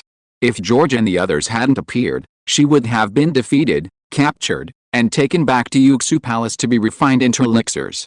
George shrugged, there's nothing we can do.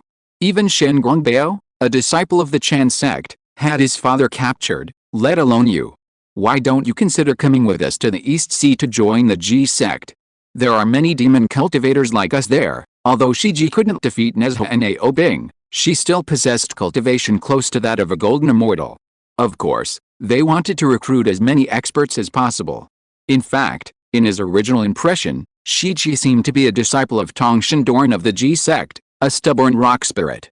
Because her foundation was too shallow, her strength never reached the golden immortal level, and she later died in the Nine Dragons Divine Fire cover of Tai's Hunrun. However, in this world, Shiji was just a wandering demon with no background. Okay, I'll go with you, Shiji agreed almost without hesitation. She had long heard that Tongshan Dorn of the G sect taught without discrimination and had many demon disciples, and she had once wanted to become his disciple.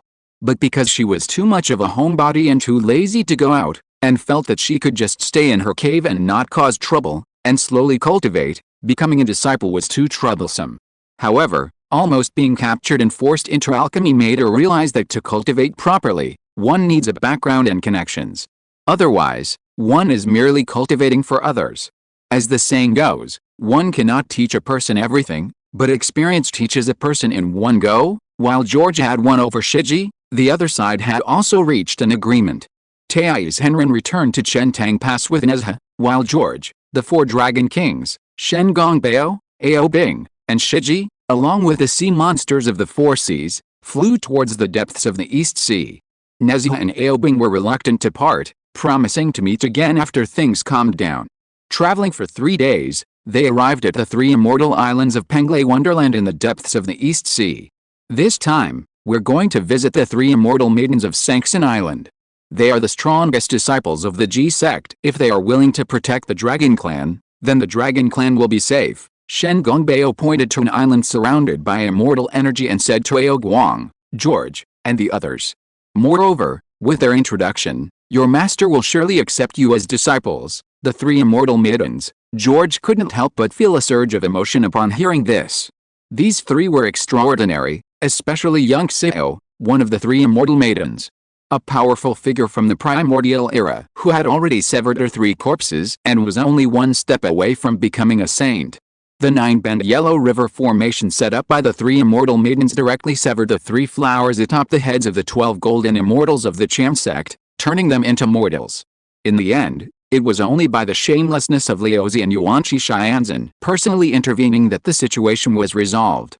To be honest, even if one couldn't become a disciple of the Tongshan sect master, becoming a disciple of these three wouldn't be unacceptable. You all wait in the sea. We'll go to the island with Master Shen to visit the three ladies, Ao Guang instructed all the sea monsters. He then took only his three younger siblings and Ao Bing, and followed George, Shi Ji, and Shen Gongbeo onto the island. Oh, who's here? It's you, little leopard. They hadn't been on the island long when a beam of green light landed in front of them, followed by a string of silvery laughter. Everyone looked closely and saw a lovely little girl dressed in green. Chapter 714 The Mysteries of the New World. So it's Sister Kingluan. This is something I brought especially for you. Shen Gongbeo wasn't surprised to see the girl in green. He skillfully took out the various earthly snacks he had prepared and handed them to her. The girl's eyes lit up immediately.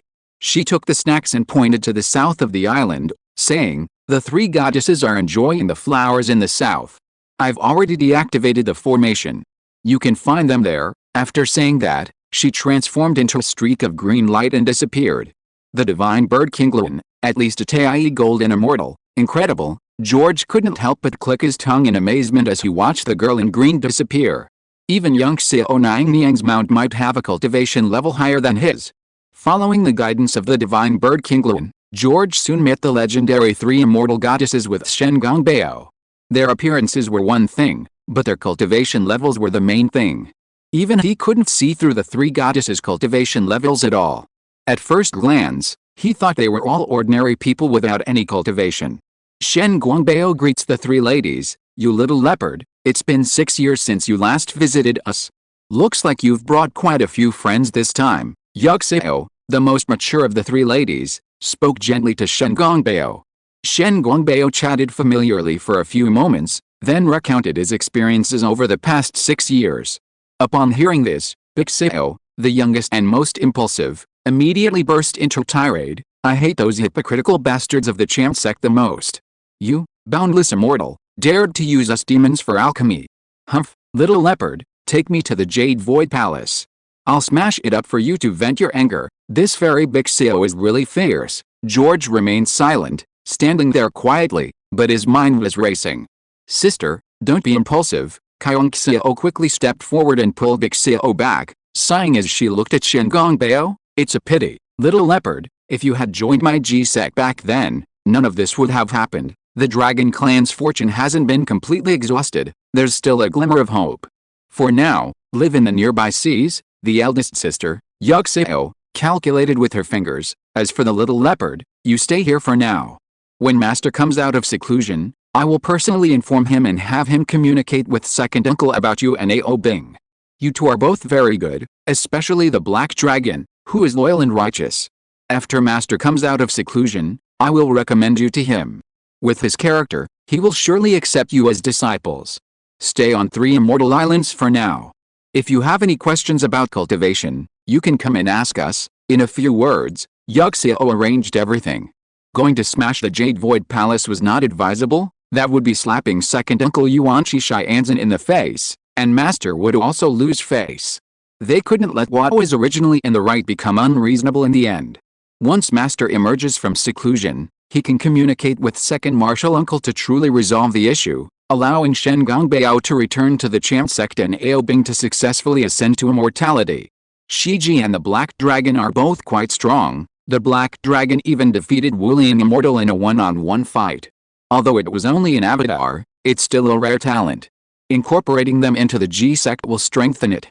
Even without Shen Gongbeo's introduction, she would recommend them to Master if they came on their own. "Thank you, Your Majesty." Everyone bowed in gratitude upon hearing young Xiao's arrangements. With the 3 immortals of Sank Xiao protecting them, the Dragon Clan no longer needs to worry about being schemed against by Wulian Immortal. With Tongshan sect leader intervening, Shen Gongbeo and Ao Bing's future is no longer a problem. Of course, that's under normal circumstances. George knows that if a true investiture of the Gods' War breaks out, and the G-sect and Champ sect clash, the future is uncertain. However, these are all future possibilities. For now, he's quite satisfied. With the 3 immortals' recommendation, he can certainly become Tongshan sect leader's disciple. Even if Tongshan sect leader hasn't emerged from seclusion yet, he can still seek guidance from the three immortals on cultivation. Putting aside other things, at least he could learn the 36 heavenly divine powers and the 272 earthly fiend techniques. However, how much he could learn depended on himself. He was very experienced and confident in this regard. After all, many of the magic he knew had similarities to these divine powers and spells. So, George settled down on the three immortal islands, diligently cultivating while consuming elixirs, and began learning the powerful divine powers and Taoist arts of this world. At the same time, a new clone of him was born. The clone in the new world is actually an infant. George slowly opened his eyes, searched his memories of less than 2 years, and then sat up and looked around. It was a room with a decor very similar to that of the Victorian era, and it looked quite luxurious overall, indicating that the owner's standard of living was quite good. He himself was a 6-month-old infant who couldn't walk yet. This world is very strange. Looking out the window, he saw a bright red blood moon. The blood moon itself wasn't anything special, but what really surprised him was that he could vaguely sense that a very powerful life form seemed to be dwelling on the blood moon. Because he was in a new world and hadn't yet grasped its situation, he dared not rashly use his mental power to investigate. Just as Ilevator had said, as long as he didn't use energy or magic different from this world, he wouldn't be easily discovered by the creator of this world. However, as a powerful being who had already entered the single universe level and had progressed quite a bit further within it, he could sense some powerful beings through his instincts. The powerful life form on the blood moon was filled with malice, and its strength might even surpass that of his clone. Crucially, it wasn't just a blood moon. He turned to look at the starry sky, and many planets outside this one seemed to be teeming with powerful life forms. Furthermore, he sensed a very powerful defensive barrier high above this planet.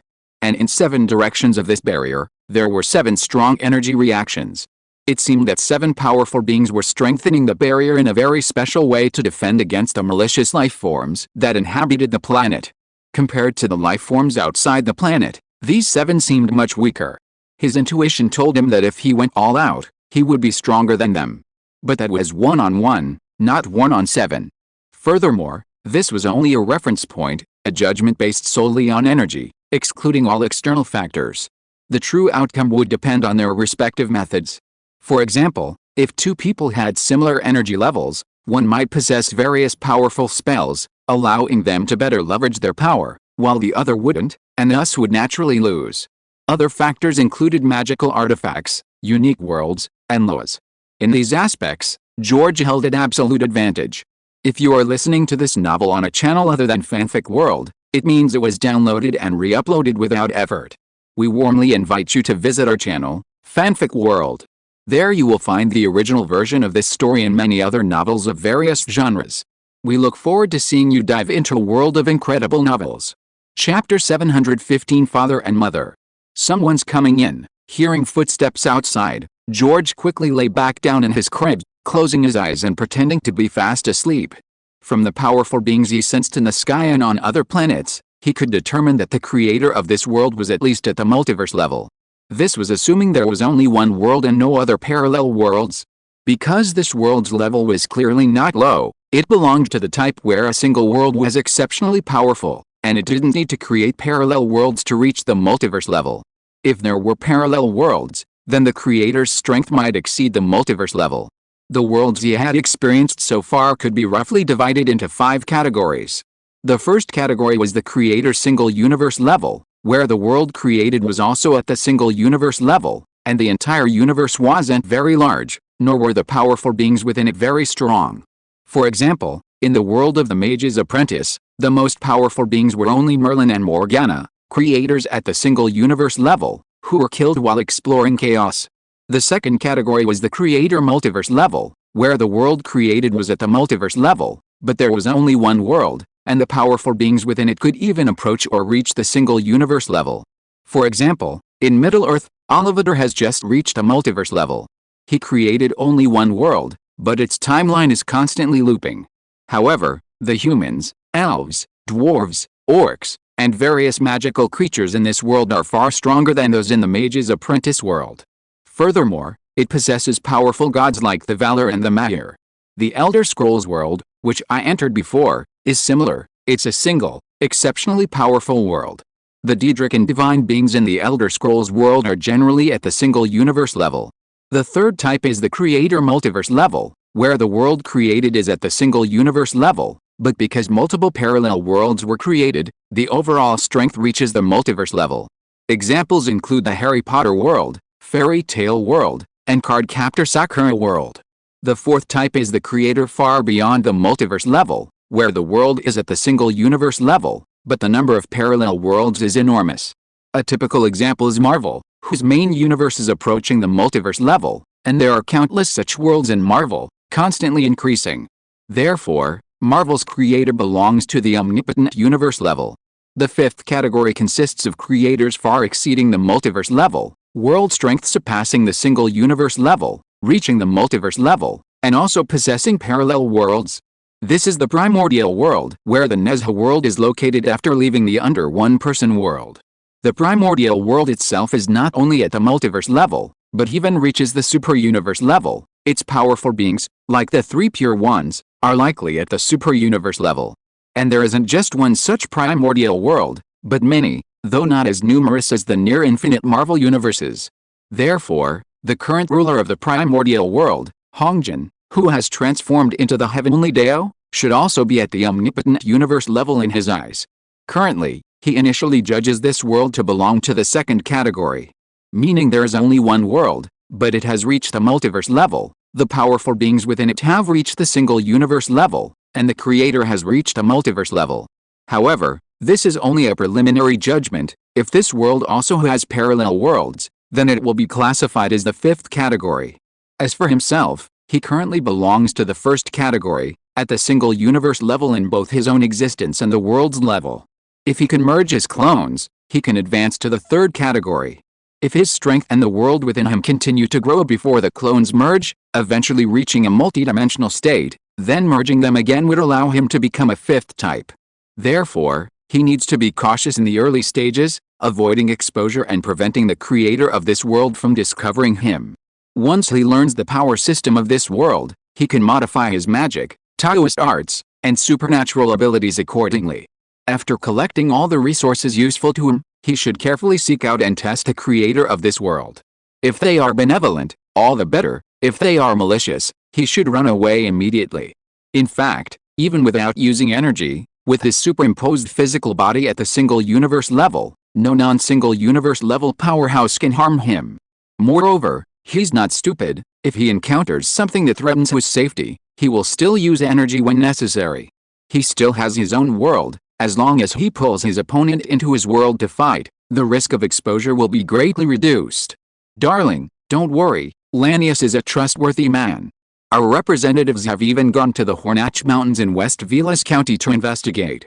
Mining is indeed underway there. A woman in her 30s, wearing a black velvet hat, cautiously pushed open the door and entered. Beside her followed a man in a brown suit and glasses. Don't blame me for being cautious, Chris, but that's 150 British pounds, after all.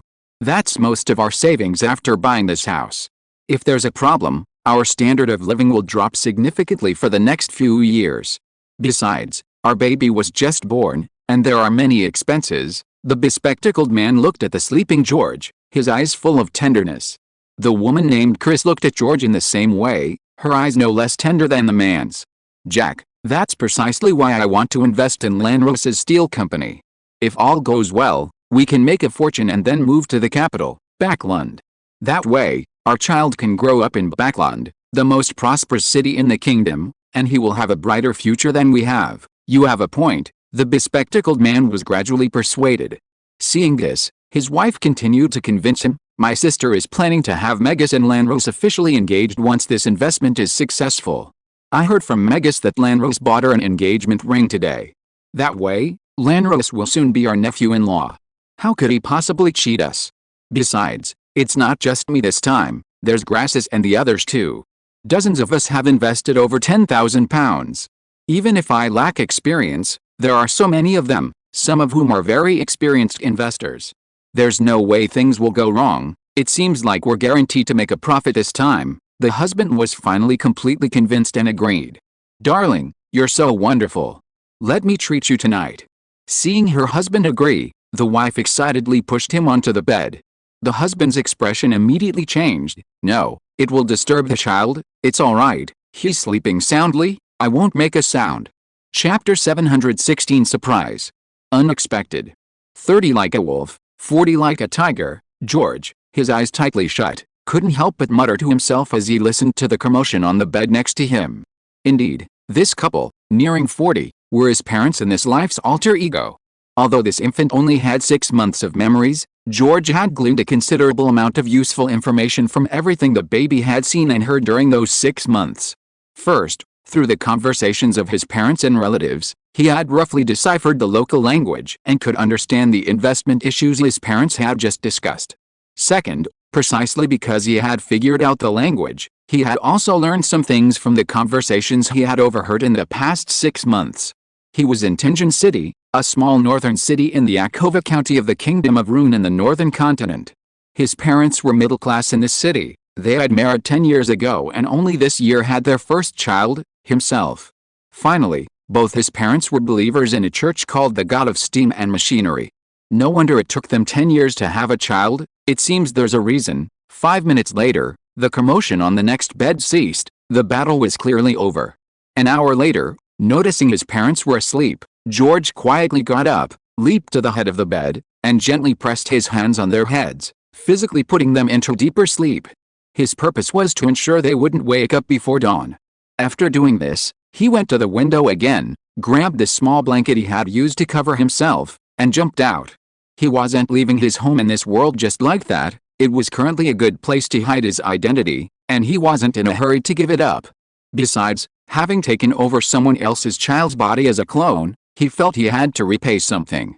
So, his real purpose in going out now was to eliminate any potential threats and avenge the original baby. It's important to understand that all the clones he possessed were essentially dead beings.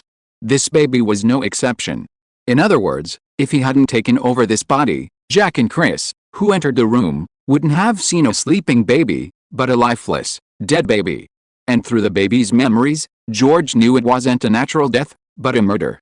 The killer, dressed in a tuxedo and wearing a clown mask, climbed into the room through the window and used a special power to stop the baby's heartbeat, making it appear as if it had stopped naturally.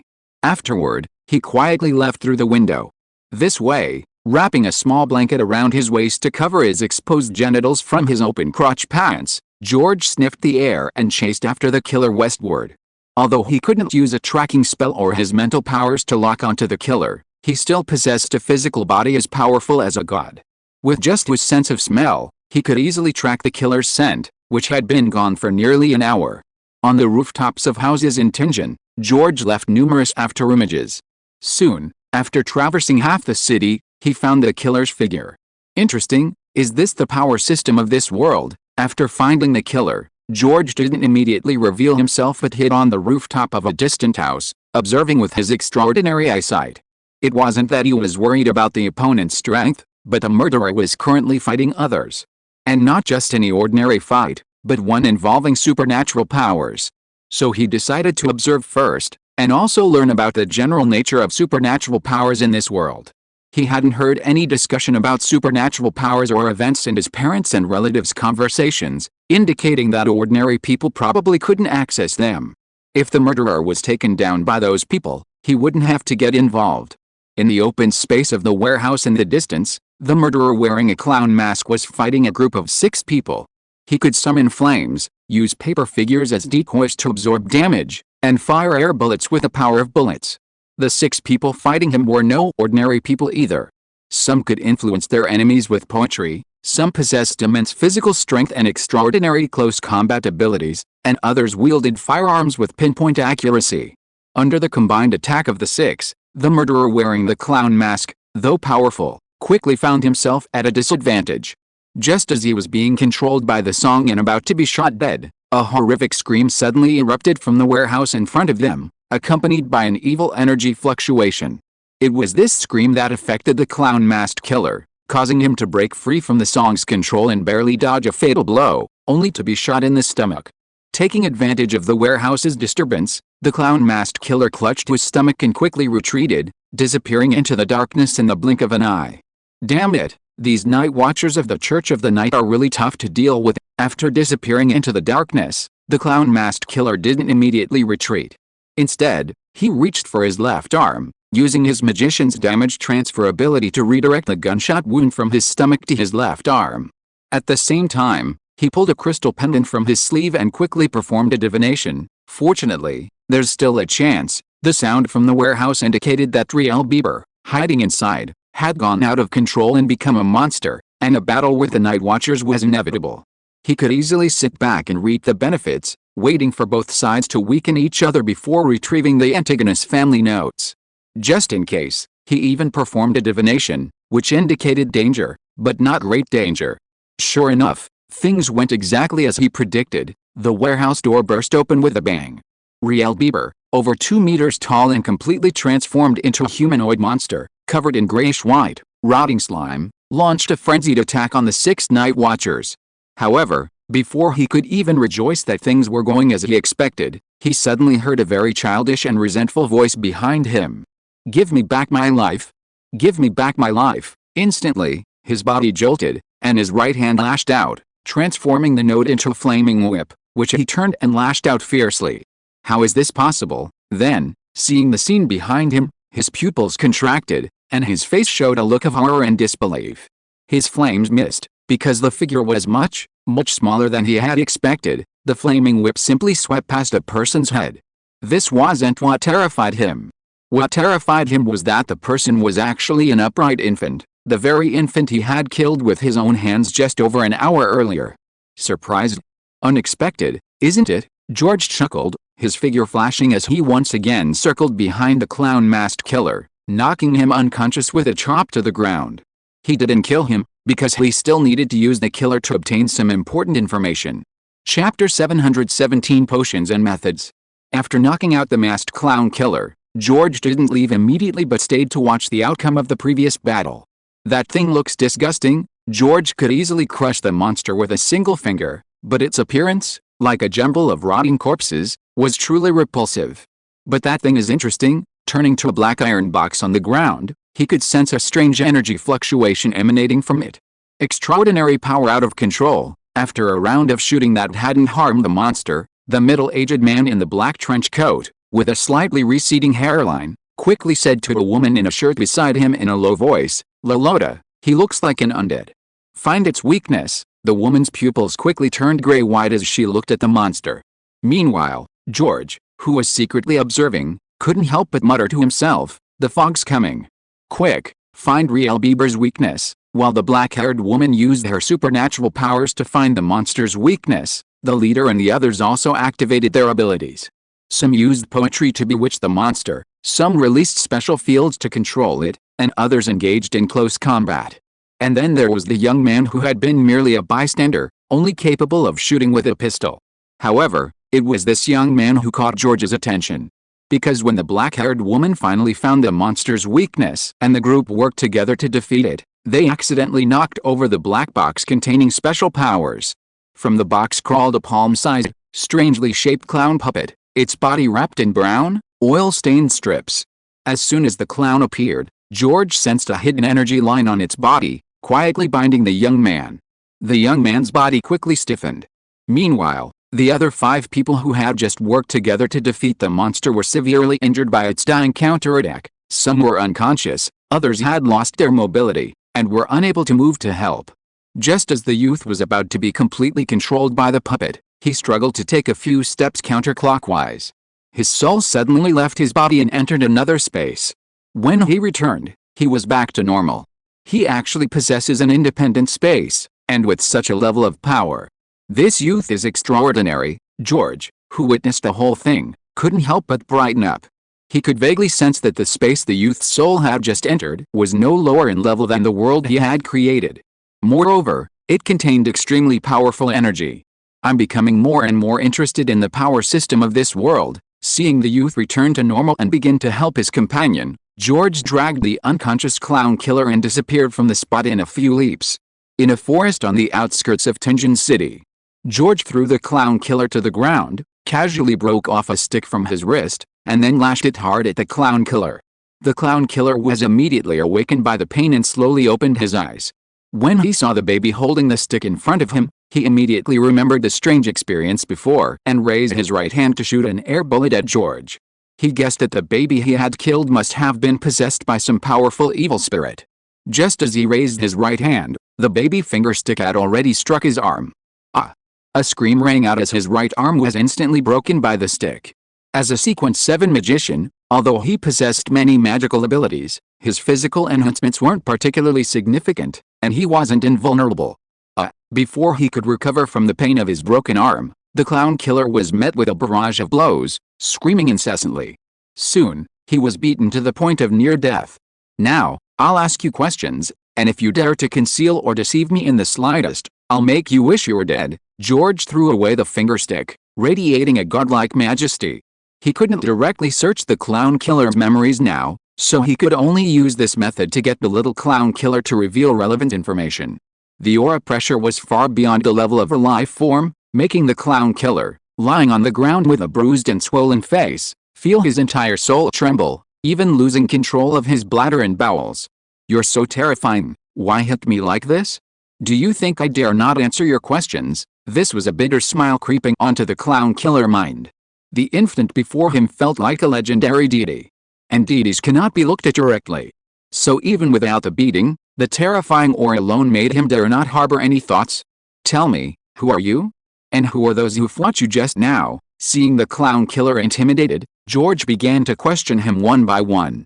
He knew, of course, that with his life level, he could intimidate the other party with just his aura, without needing to use clubs or make any additional threats.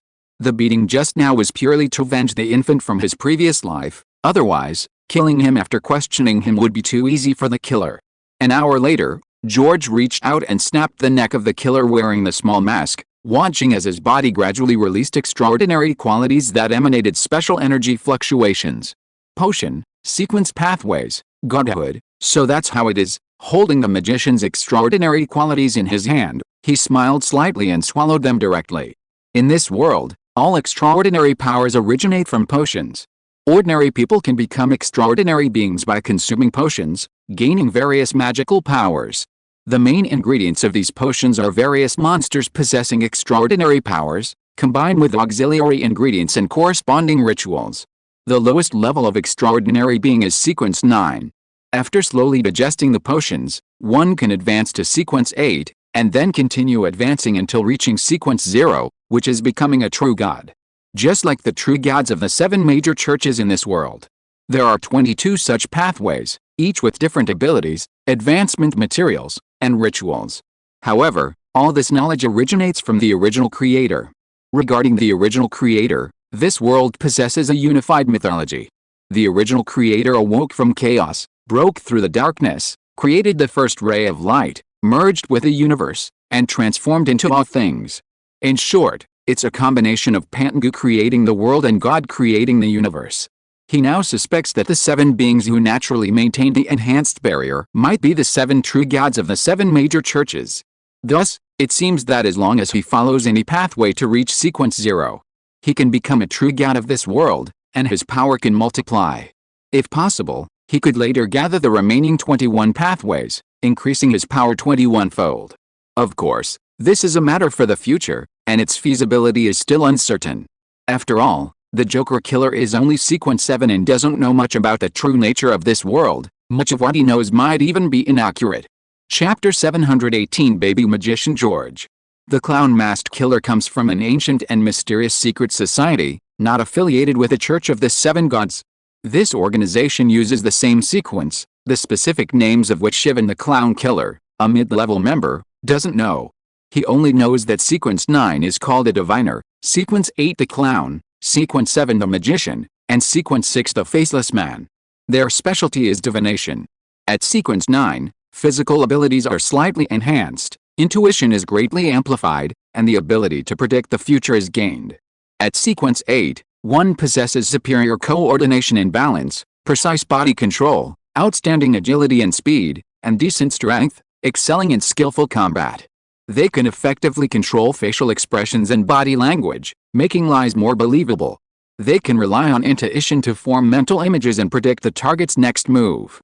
They can also directly visualize themselves. They can transform soft paper into throwing knives, a form of magic.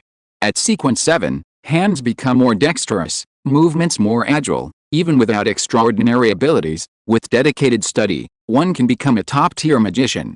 Possessing rapid spellcasting skills, extraordinary beings don't need to chant incantations or infuse spiritual energy. They can cast corresponding spells or spell-like abilities with a simple action. These include damage transfer, fire leaps, air blasts, paper doll creations, fire manipulation, illusion creation, fake underwater breathing, bone softening, and paper soldiers. Sequence 6 Faceless Men, besides having significantly enhanced abilities compared to Sequence 7, also gain shape-shifting abilities, allowing them to transform into anyone. Their organization usually keeps a low profile because their expertise in divination makes them difficult for extraordinary beings from the Church of the Righteous God to capture. However, the organization's higher-ups have an order to collect all items related to the Antigonus family. The Joker Killer's arrival in Tension City is for this reason. A foolish member of the organization, Riggins, recently mistakenly sold the precious Antigonus notebook as a regular ancient book. It was bought by a deranged member of the Aurora Society, then transported to Tension City, where it was sold to a university history student, causing paranormal events and killing several ordinary people. This led to the intervention of the Night Watchers, the extraordinary organization of the Church of the Goddess of Night, making things more complicated. The 6 people at the warehouse just now were Night Watchers belonging to the Church of the Goddess of Night. The higher-ups promised the Joker Killer the potion formula for a Sequence 6 Faceless Man if he could retrieve the Antigonus notebook. So the Joker Killer came to Tension City and rented the house of George's parents to begin his investigation. George's parents had bought a new house and rented out their old one. The Joker Killer was the first tenant. During the rental period, the Joker Killer had some conflicts with George's parents, so during today's operation, he casually killed George's original body as revenge. If all went well, the Joker Killer could retrieve the Antigonus notebook and leave tonight. If things didn't go well, and the Night Watchers obtained the Antigonus notebook, then there would be no hope, and he could leave directly as well. As for the death of an infant less than 6 months old, that was a normal thing. It was just that the parents were too careless and wouldn't be able to trace it back to the Joker Killer. Even the parents wouldn't call the police, let alone be noticed by the Night Watchman. In this world, the extraordinary ones of the 7 great churches are the maintainers of order, while almost all other organizations can be defined as cults. Some are less destructive, some more. The Secret Order is among those less destructive, but if a member is in a bad mood, killing an ordinary person is quite common. Organizations like the Aurora Society are basically either insane or secretly insane. It wouldn't be surprising if they caused a massacre. Sure enough, no big problem. After consuming the extraordinary characteristics extracted by the magician, George only closed his eyes for 2 seconds to digest before becoming a Sequence 7 magician in this world. After an extraordinary one dies, their extraordinary traits are automatically extracted. These extracted extraordinary characteristics can be used as the main ingredients for making corresponding potions, but normally they cannot be consumed directly. Sequence advancement requires a step-by-step process, and even then, a misstep can lead to loss of control. What is loss of control? Like the disgusting thing in the warehouse just now, going completely insane and becoming a monster that kills only on instinct. Someone like him, skipping Sequence 9 and Sequence 8, directly consuming the extraordinary traits extracted from a Sequence 7 extraordinary being, without even undergoing an advancement ceremony. Is it possible for him to become a Sequence 7? Yes, but the probability is arguably 1 in 10,000. Anyone with a sound mind wouldn't do that. But George is different.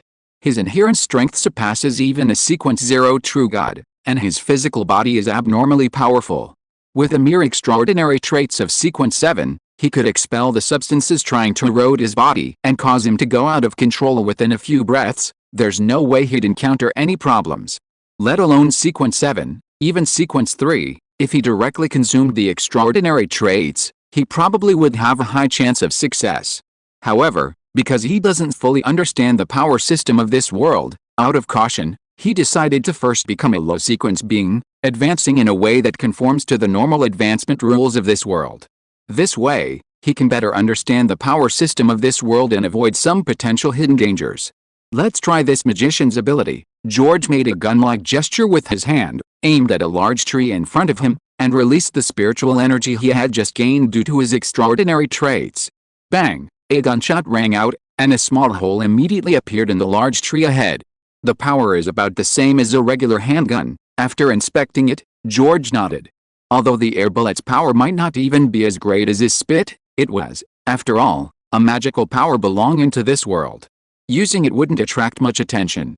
Later, he would spend some time studying its extraordinary properties and spiritual energy. Once he could convert the energy within his body into spiritual energy, the air bullet's power would be significantly greater. He stomped his foot on the ground, and a huge crater immediately appeared. George threw the clown killer's corpse into it. After burying the body, he took some money from this world that he had taken from the clown killer and disappeared from the spot in a few leaps. He didn't immediately return home but instead wandered around Tenjin City and found a bookstore. Using a physical unlocking charm, he entered the bookstore, found a bunch of introductory books and related books, left a corresponding amount of money, and then returned home with the books. Chapter 719 Role-Playing in History.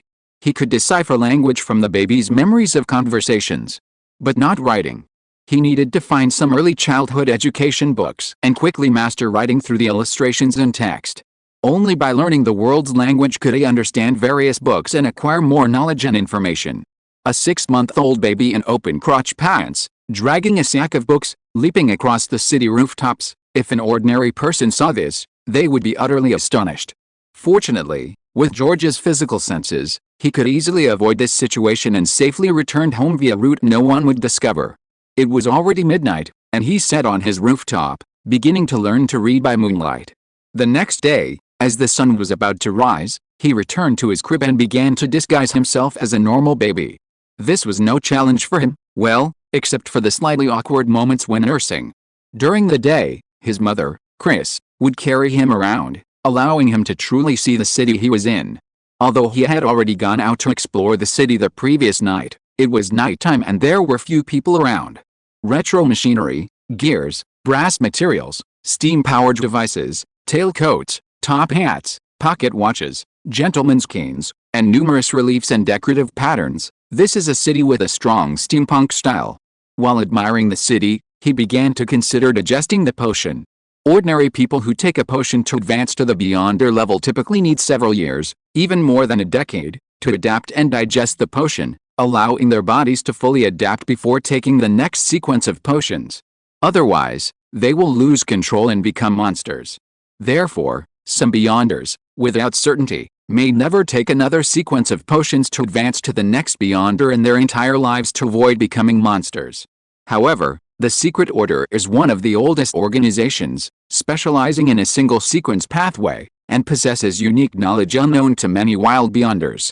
For example, by learning to play the role of the corresponding sequence, summarizing the rules of that role, and strictly adhering to them, one can quickly digest potions, thus ensuring a safe advancement. Like the clown killer, after taking the Sequence 9 Diviner's potion, he played the role of a diviner, performing divination for people everywhere, quickly digesting the potion. After consuming the Sequence 8 clown, he frequently wore the clown mask, summarizing the rules to follow as a clown. Upon becoming a Sequence 7 magician, following instructions from higher-ups, he needed to proactively perform prepared acts to garner applause. Like last night, if the clown murderer had obtained the Antigonus family notes under the noses of the 6 Night Watchers, it would have been equivalent to a spectacular performance. It would inevitably spread among the Night Watchers afterward, bringing him honor within the Secret Order. This would allow him to digest the magic potion and attempt to advance to Sequence 6 faceless. Unfortunately, he failed and was killed by George. Therefore, George, wanting to quickly digest the extraordinary characteristics of a magician and advance, also needs to perform a similar act. In fact, he felt that with his body, even without the digestion process, directly consuming the potion wouldn't cause him to lose control. However, he felt that to truly understand this world's power system and integrate it into his own, allowing for free switching, he couldn't be so crude. He needed to experience as much as possible the advancement steps and details of this world's power system. It's not that difficult. After a moment's thought, he had an idea. The clown killer could digest the potion by stealing the Antigonus family notes from the 6 Church Night Watchmen, putting on a spectacular show, and spreading his fame. So, He could also digest the potion by doing something similar in front of some powerful extraordinary beings in this world. With his strength, let alone the 6 night watchmen, even wiping out the entire church in Tenjin City would be a piece of cake. Therefore, digesting the potion was not difficult for him. Of course, he wouldn't actually destroy the church, there was no grudge between them. Besides, the church night watchmen were quite good, similar to the police in extraordinary worlds, doing the work of eliminating evil and maintaining security. It was just an analogy. The magician didn't need to worry about digesting the potion. He could just perform when something happened, and digest it casually. At night, George continued to knock his parents unconscious, and then quickly browsed books about the history of this world. Last night, through the introductory books, he had already mastered the basic writing of the Kingdom of Rune in this world. As a Beyonder, the clown killer wasn't particularly learned. He had little formal education before joining the secret order. His energy was primarily focused on completing organizational tasks and playing the role of digesting potions. Due to the organization, he had a relatively good understanding of some Beyonder-related knowledge, but not much in other areas. Therefore, he needed to learn many basic things on his own. As the moon set and the sun rose, George put down his book, hid it, and returned to his crib. That night, he gained a general understanding of the world's structure and history. According to the book, there were 5 great eras: the First Era, the Chaos Era, the Second Era, the Dark Era, the Third Era, the Cataclysmic Era, the Fourth Era, the Era of the Gods, and the Fifth Era, the current Iron Era. It was said that before the 5 great eras, there was a prehistoric era. However, this was just a legend, without any substantial evidence. In fact, apart from the Fifth Era, which had relatively more records, the records of the first 4 eras were quite scarce, and related books were not available in ordinary bookstores. It was currently the year 1349 of the Fifth Era. This world has 4 continents: East, West, North, and South. The East and West continents exist only in legends, and their existence may not be recorded in books. Therefore, the main focus is on the North and South continents, or more specifically, the North continent. The countries on the South continent are either extinct, fragmented by warlords, or colonies of the North continent's nations. The most powerful country on the North continent is the Kingdom of Rune, located in the easternmost part of the North, worshipping the goddess of night and the Lord of storms. Their common language is Rune. Next is the Republic of Intis, located in the central part of the North, worshipping the Church of the Eternal Sun and the Church of the God of Steam and Machines. Their common language is Intis. The third most powerful country is the Kingdom of Fenaport, located in the southern part of the North, worshipping the Church of the Earth Mother. Their common language is Highland. The fourth most powerful country is the Fusak Empire, located in the northern part of the North, worshipping the God of War, and its citizens have giant blood. Their common language is Fusak. Between the Kingdom of Fenaport and the Kingdom of Rune, there are several smaller countries in the central and southern parts of the continent. Kingdoms like Segel, Rimburg, and Massey gained independence from the Kingdom of Fenaport after the War of the Oath, and primarily worshipped the god of knowledge and wisdom. Among them, Rimburg was the most powerful. Chapter 720 Divination by high-ranking members of the Secret Order. Could this guy also be a transmigrator thrown into this world by some powerful being? After reading the general history of this world, a historical figure named Russell Gustav caught his attention. Not because this guy was the emperor of the Intis Empire over 150 years ago, but because this guy, in history, invented a practical steam engine, improved sailing ships and cannons, invented newspapers, and improved papermaking and printing. He also wrote and published a series of classic novels, including Romeo and Juliet. He uttered many famous quotes that were familiar to him. He was practically the standard template for a modern person transmigrating to another world in his previous life's novels. Therefore, he suspected that either this guy, like him, was a transmigrator thrown from some modern society by some powerful being, or he was an anomaly created by the creator of this world. Like Ilevator, he had read many stories of worlds left by Hongjin and could easily create a life with similar memories in his own world.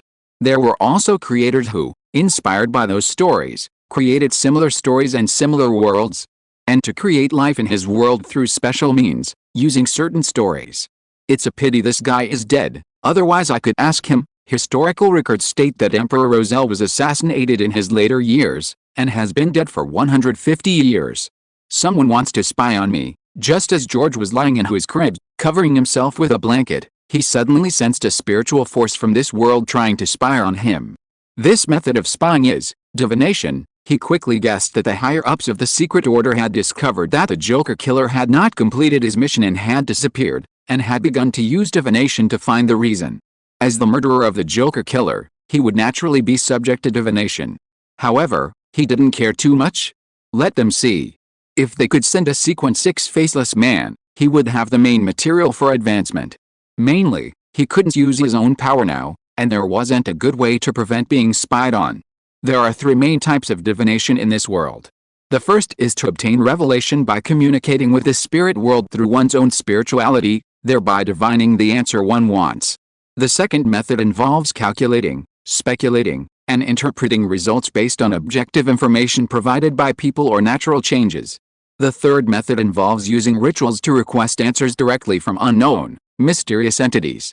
However, if one accidentally communicates with an evil god, it's practically a human tragedy.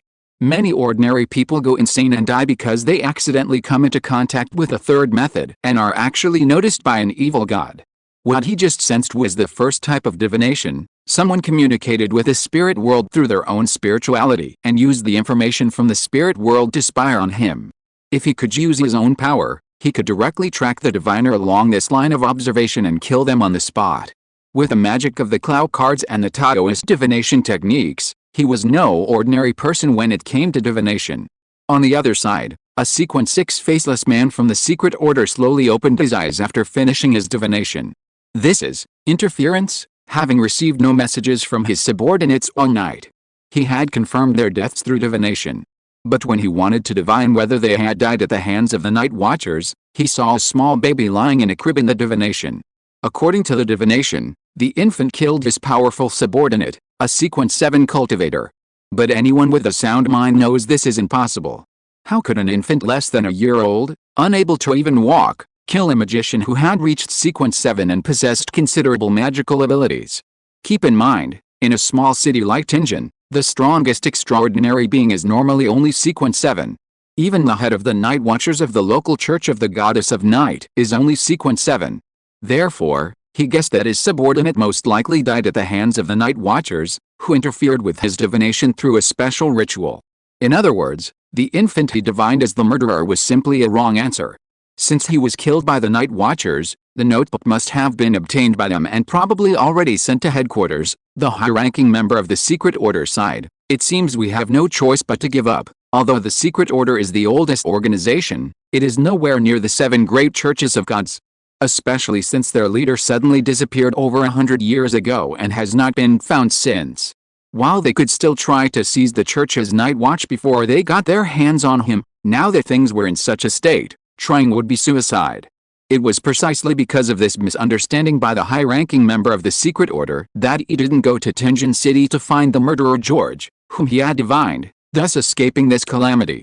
Half a month later, at dusk, George listened to his mother Chris's faint sobs and his father Jack's comforting words from the bed beside him, and gently flicked his finger. 2 air bullets hit his parents precisely, knocking them unconscious. During this time, he had basically read all the books that ordinary people could see, and today he planned to visit the extraordinary market in Tingen. He knew from the clown murderer that there was a small extraordinary market in Tingen City. Many wild extraordinary individuals would go there to collect or trade materials they needed.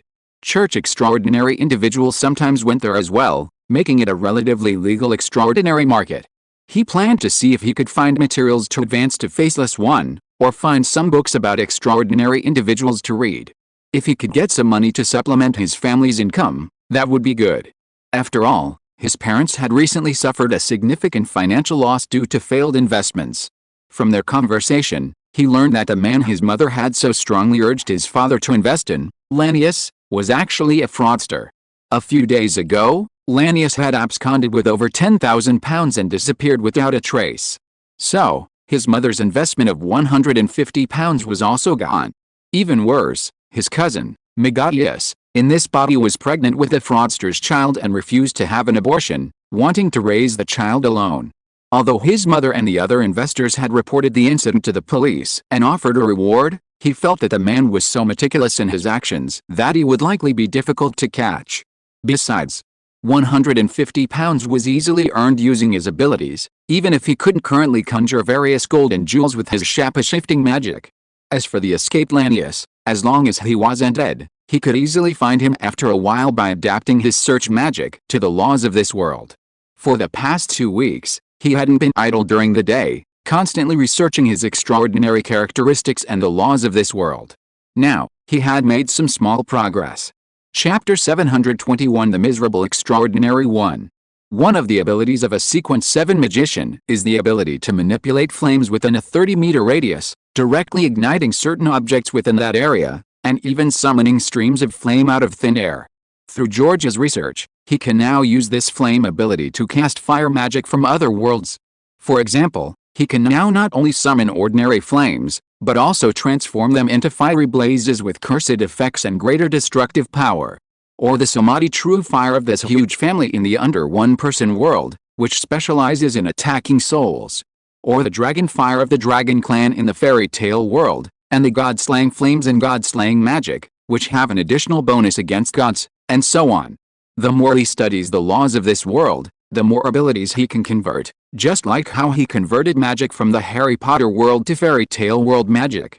Once he thoroughly studies spiritual energy, he can also convert all the energy in his body into spiritual energy, greatly enhancing the spell abilities of the corresponding sequence.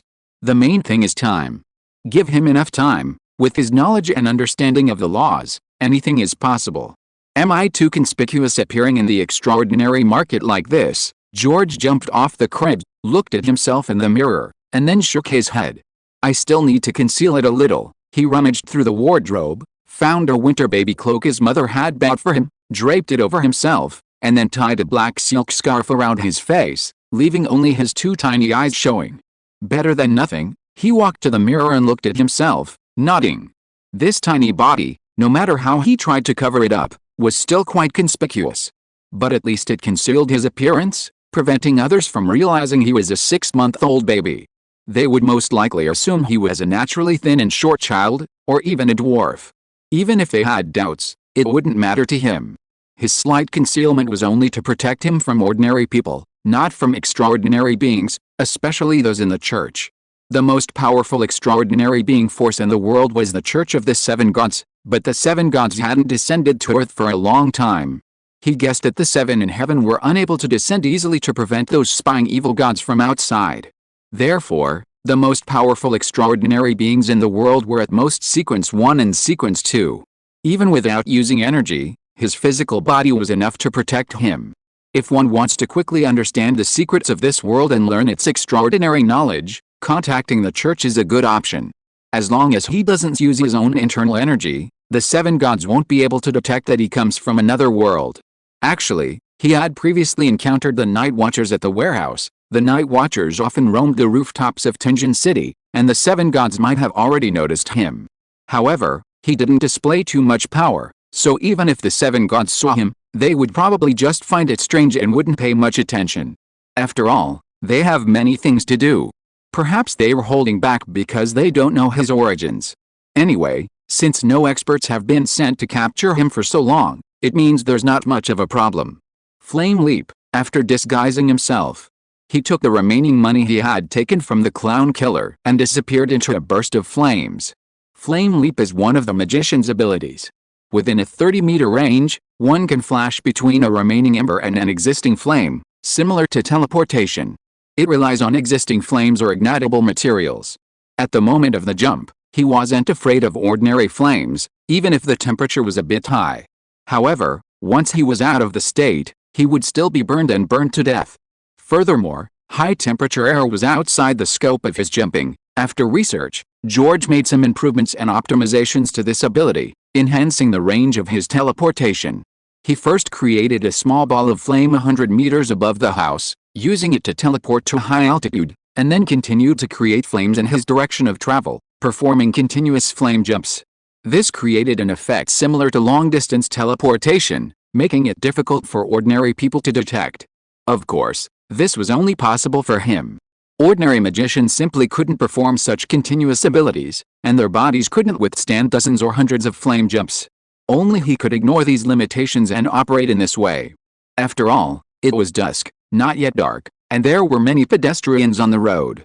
If you were still using rooftop jumps to travel, he would easily be discovered. After hundreds of flame jumps, George arrived at the dock area of Tingeon City. The Tingeon City Extraordinary Underground Trading Market was located in the dock area, in a place called Dragon Bar. The bar owner's name was Swain, the former captain of a squad in the Storm Lord's Church's extraordinary organization, the Punishers, a Sequence 8 wrathful citizen. Fearing loss of control, he dared not take Sequence 7 potions, so he retired and opened the Dragon Bar, providing a venue and sanctuary for extraordinary transactions in Tingeon City, charging 1/20th of all transaction fees. This was all information the Joker's killer had gathered during his visit to Tingeon City. This wasn't particularly difficult to understand. Extraordinary transactions were bound to exist. Rather than letting wild extraordinary individuals trade in secret, it was better to have a retired church-affiliated extraordinary organization control any problems promptly. It was similar to the existence of Nocturne Alley and Diagon Alley. Moreover, it wasn't just extraordinary individuals. Many ordinary occult enthusiasts also frequented this trading market. They might not understand the extraordinary world, but that didn't stop them from spending money. Sometimes, materials held by these ordinary people were useful to extraordinary individuals.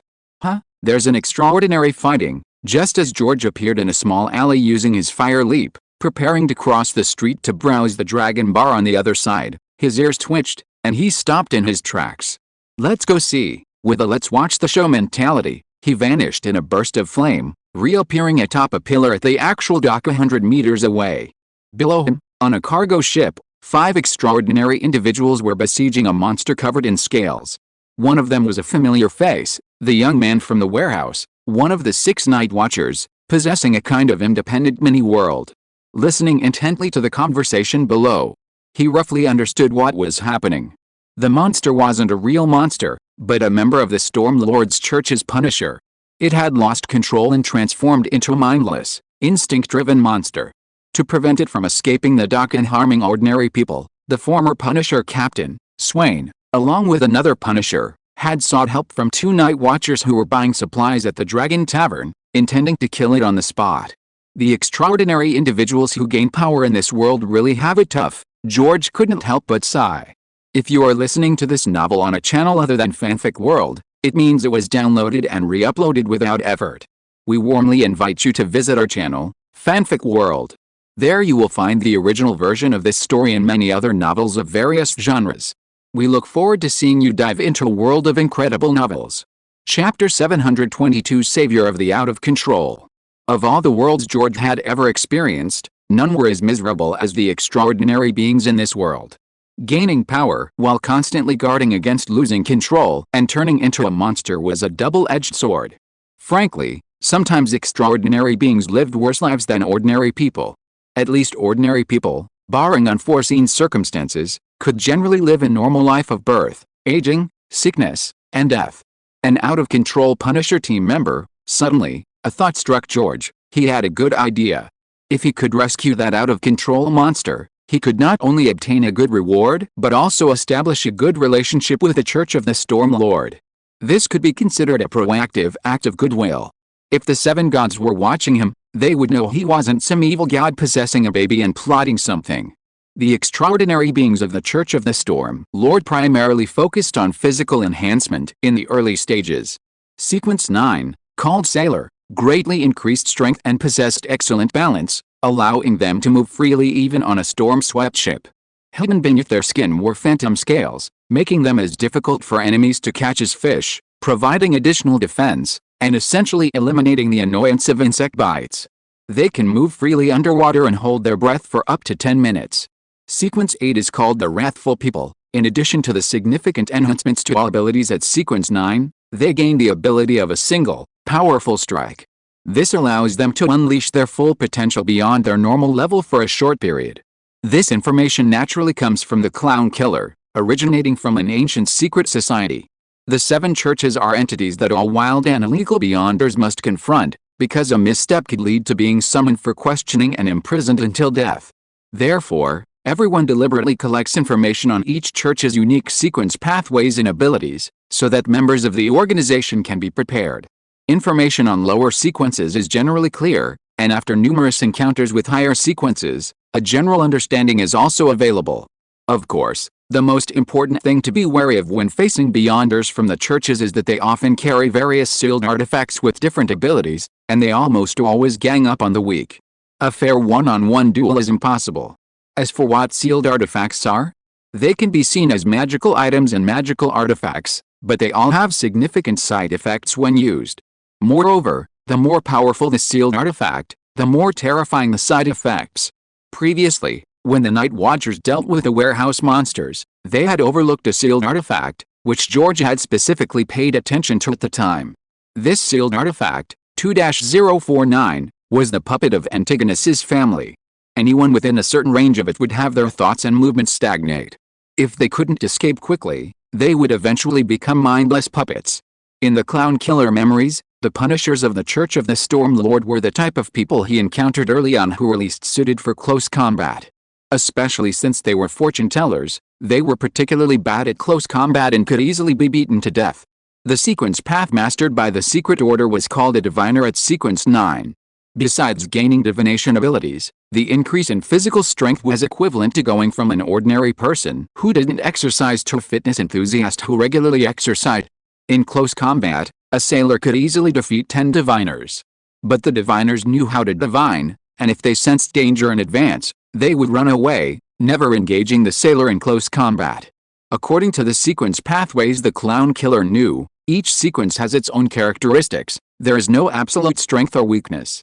The member of the Punisher team who went out of control and transformed into a monster is a Sequence 9 sailor. The scales on his body can easily block even the bullets fired by the Night Watch youth. However, the strength of an extraordinary after going out of control is generally much stronger than before. Therefore, after the Sequence 9 Punisher team member went out of control, it took the combined efforts of Sequence 8 Swain and another Sequence 9 member to barely restrain him. The battle on the cabin had now reached a fever pitch.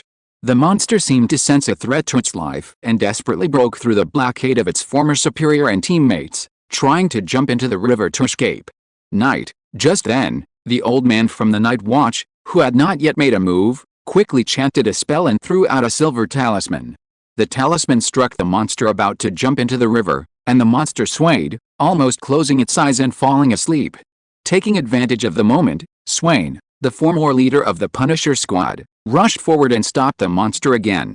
Swain fought with increasing ferocity, his accumulated extraordinary power finally unleashing a furious attack, his strength greatly amplified. The young Night Watchman also seized the opportunity, throwing out the same silver talisman, once again controlling the monster. Seeing Swain leap up, his power reaching its peak, about to smash the monster's head with a single punch, George knew it was time for him to step in. Boom! Swain's peak attack missed the monster's head, instead being blocked by a small figure. It was George who flashed into the fray, intervening in the battle and stopping Swain's sure kill attack. The monster awoke from the talisman's control and immediately turned to jump back into the river. "Did I say you could leave?" George snapped his fingers, blocking Swain's attack. Blue flames erupted from his fingertips, transforming into a fire dragon that instantly surrounded the monster. The monster recoiled instantly upon touching the flames, instinctively sensing that forcing its way through the blue flames would reduce it to ashes. "Don't be nervous, I mean no harm." After trapping the monster, George turned to the 5 people surrounding him, speaking in a normal voice. "Who are you? What do you want?" Swain looked at George with a grave expression, his tone filled with caution, as if he might attack at any moment. George had no choice but to be serious and cautious.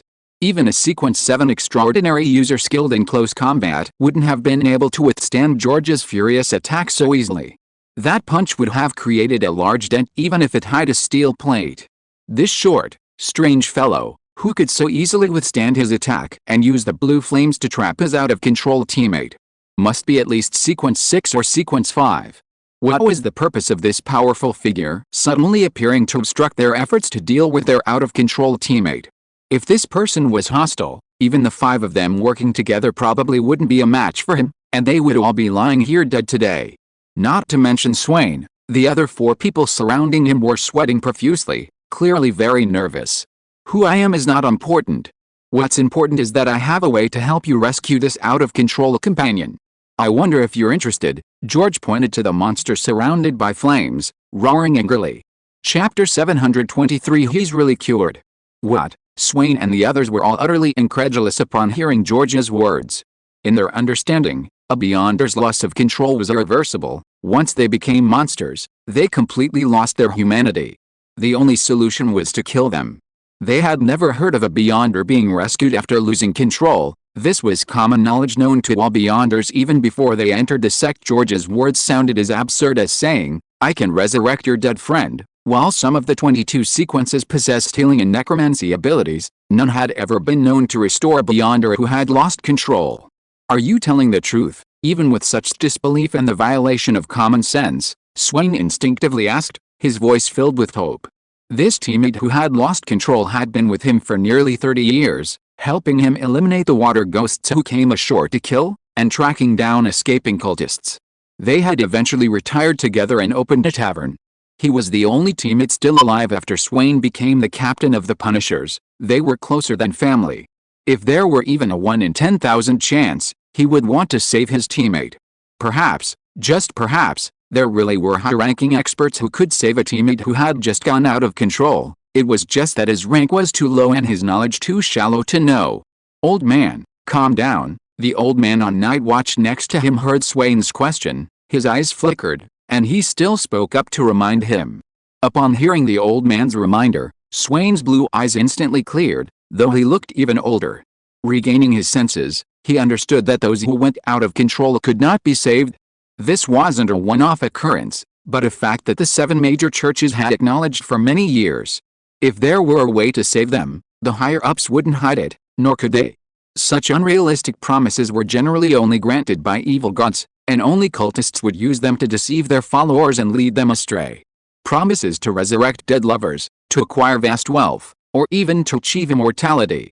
Once seduced, once one begins to pray to an evil god, then death is not far off. He had handled many similar incidents before. "Old Neil, it seems I'm getting old, even starting to become naive." Swain took a deep breath, looking at George with a serious expression. "If you want me to worship one of your evil gods, that's impossible. Please state your identity and come back to the church with us for investigation." Not believing me is normal. George wasn't surprised. He waved his hand to dispel the blue flames, leaped above the monster, and stomped on its head. The powerful force immediately made the monster kneel on the deck. "In that case, I'll heal you first, then you can take your reward." The illusory samadhi fire traveled from George's feet into the monster's head, beginning to burn its soul, gradually driving the extraordinary qualities that polluted it into its body. At the same time, he skillfully manipulated his own spiritual energy into the monster's body, using a magician's damage transfer ability to transfer and concentrate all the extraordinary characteristics existing within the body into one place.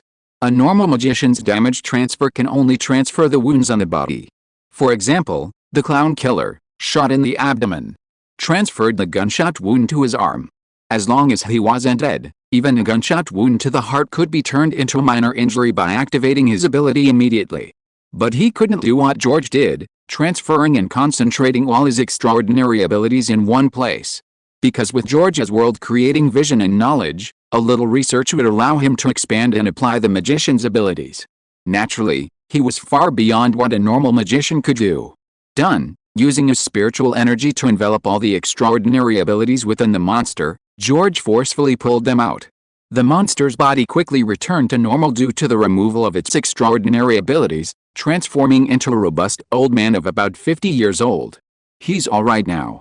He can go back and rest and live a normal life. George examined the extraordinary ability he casually held in front of him for a while, then reminded him, "Oh, by the way, I've removed his extraordinary abilities. He can no longer use extraordinary powers and will have to live as an ordinary person from now on." In fact, the extraordinary ability he held was no different from the extraordinary abilities extracted from killed extraordinary individuals. He extracted the extraordinary characteristics while preserving the extraordinary's life. If he could control the extraordinary and prevent them from resisting, he could also extract the extraordinary characteristics without them losing control, and it would be even simpler because he wouldn't need to use the samadhi fire to cleanse the soul contaminated by the extraordinary traits.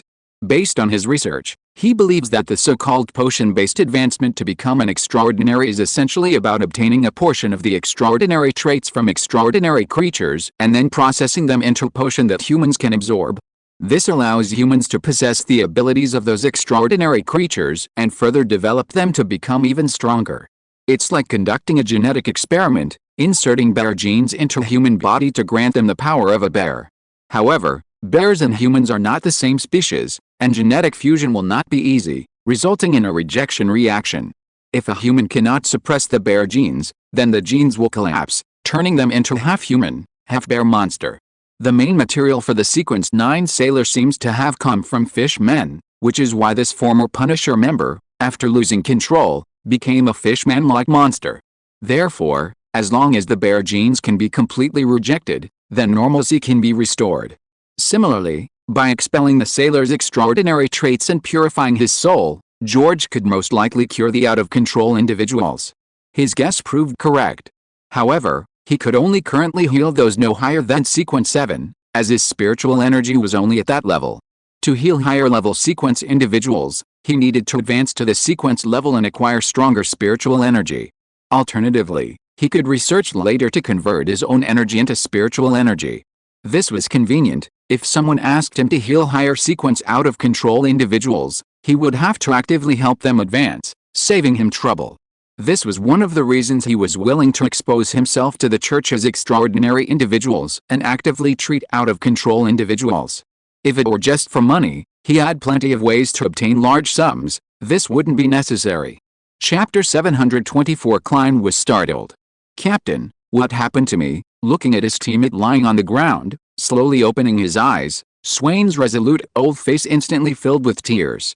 He quickly stepped forward to help his recovered teammate to his feet. "It's all right. It's all right. This is truly a miracle," the two night watchers couldn't help but murmur simultaneously. Especially old Neil, who wasn't younger than Swain, had an astonishing light shining in his eyes. "It seems miracles really do exist. They really do exist. I apologize for my previous doubts. Thank you for saving my teammate." Swain handed his now human, weakened former teammate to another teammate, and stood up gratefully, looking at George. "Any reward you need is welcome, as long as it's within my power. Becoming a normal person is countless times better than becoming a monster." Some retired night watchers, fearing loss of control in their later years, would even prefer to return to normal life. For Swain, George's restoration of his teammate from monster to normal wasn't a minus, but a huge plus. It meant that his teammate wouldn't have to worry about losing control again. "The reward is £150, and I'll make a friend as well." "I like making friends." George tossed the extracted extraordinary characteristics of the sailor to Swain and said with a smile. Money was dispensable to him. He could acquire it in countless ways. The £150 was simply to spare his parents from worrying every day. As for the extracted extraordinary characteristics, he didn't intend to keep them. Sequence 9, not Sequence 6 for his pathway, and after a brief study, it was no longer of any use to him. Moreover, he knew that the church controlled the characteristics of those in their extraordinary pathways very strictly. If he didn't return them, they couldn't do anything about it, but there would always be some resentment. Anyway, his main purpose was to establish a good relationship with the church, so he didn't need to care about these trivial gains. "Alright, I'll be your friend." Hearing George's words, Swain was stunned for a moment, then replied earnestly. He would have been willing to give even £1,500, let alone 150. Of course, he also understood that the other party was probably only doing this to gain the church's friendship. After all, he was only Sequence 8, with no value worth befriending for higher Sequence powerhouses. However, he believed that given George's demonstrated ability to heal the out-of-control individuals, as long as he truthfully informed the church's higher-ups would definitely take him seriously, and might even be willing to recruit George into the church with very high conditions. "In that case, why don't you invite me to your bar for a drink? I was just planning to browse the trading market today anyway." George nodded and led the way towards the Dragon Bar. When he passed by the young night watcher with his special ability, he paused and greeted him casually. "This is our second meeting." "Hello, my name is George Klein." The young man was clearly taken aback, then quickly gave his name. Old Neil next to him also looked puzzled. "You know him?" Klein was just a new recruit who had only joined the Night Watcher team a few months ago. Yet he knew such a powerful, extraordinary individual. Klein immediately shook his head. He had never seen this person before. With such a short stature, if he had seen him, he would definitely remember him.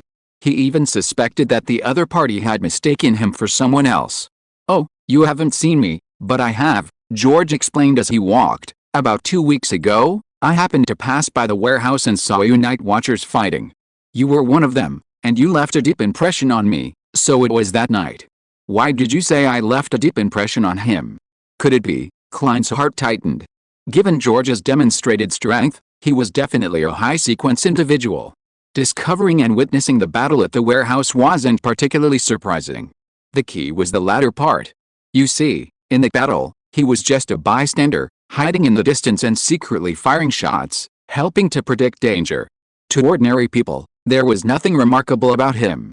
Surely it wasn't his random shooting skills that accidentally hit the extraordinary members of the Secret Order. If there was anything truly outstanding, it was the captain and the others. And his only commendable act was using a special gray mist space to evade the control of the Antigonus family's puppets. During his later report, he explained that he escaped because he was just outside the puppet's control range. So, could this mysterious, high-ranking expert have seen through his gray mist space? This was his biggest hidden secret.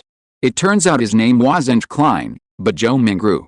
Originally a modern-day office worker, he tried an unexpected luck-changing ritual in an attempt to improve his fortune, thus transmigrating into the body of Klein, who had been bewitched by an evil god and committed suicide.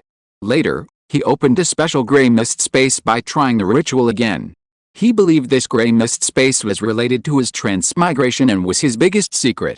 Furthermore, he believed the gray mist space could pull people in, allowing him to impersonate an ancient god to gather intelligence. That's why he was so nervous when he discovered George might have discovered his gray mist space.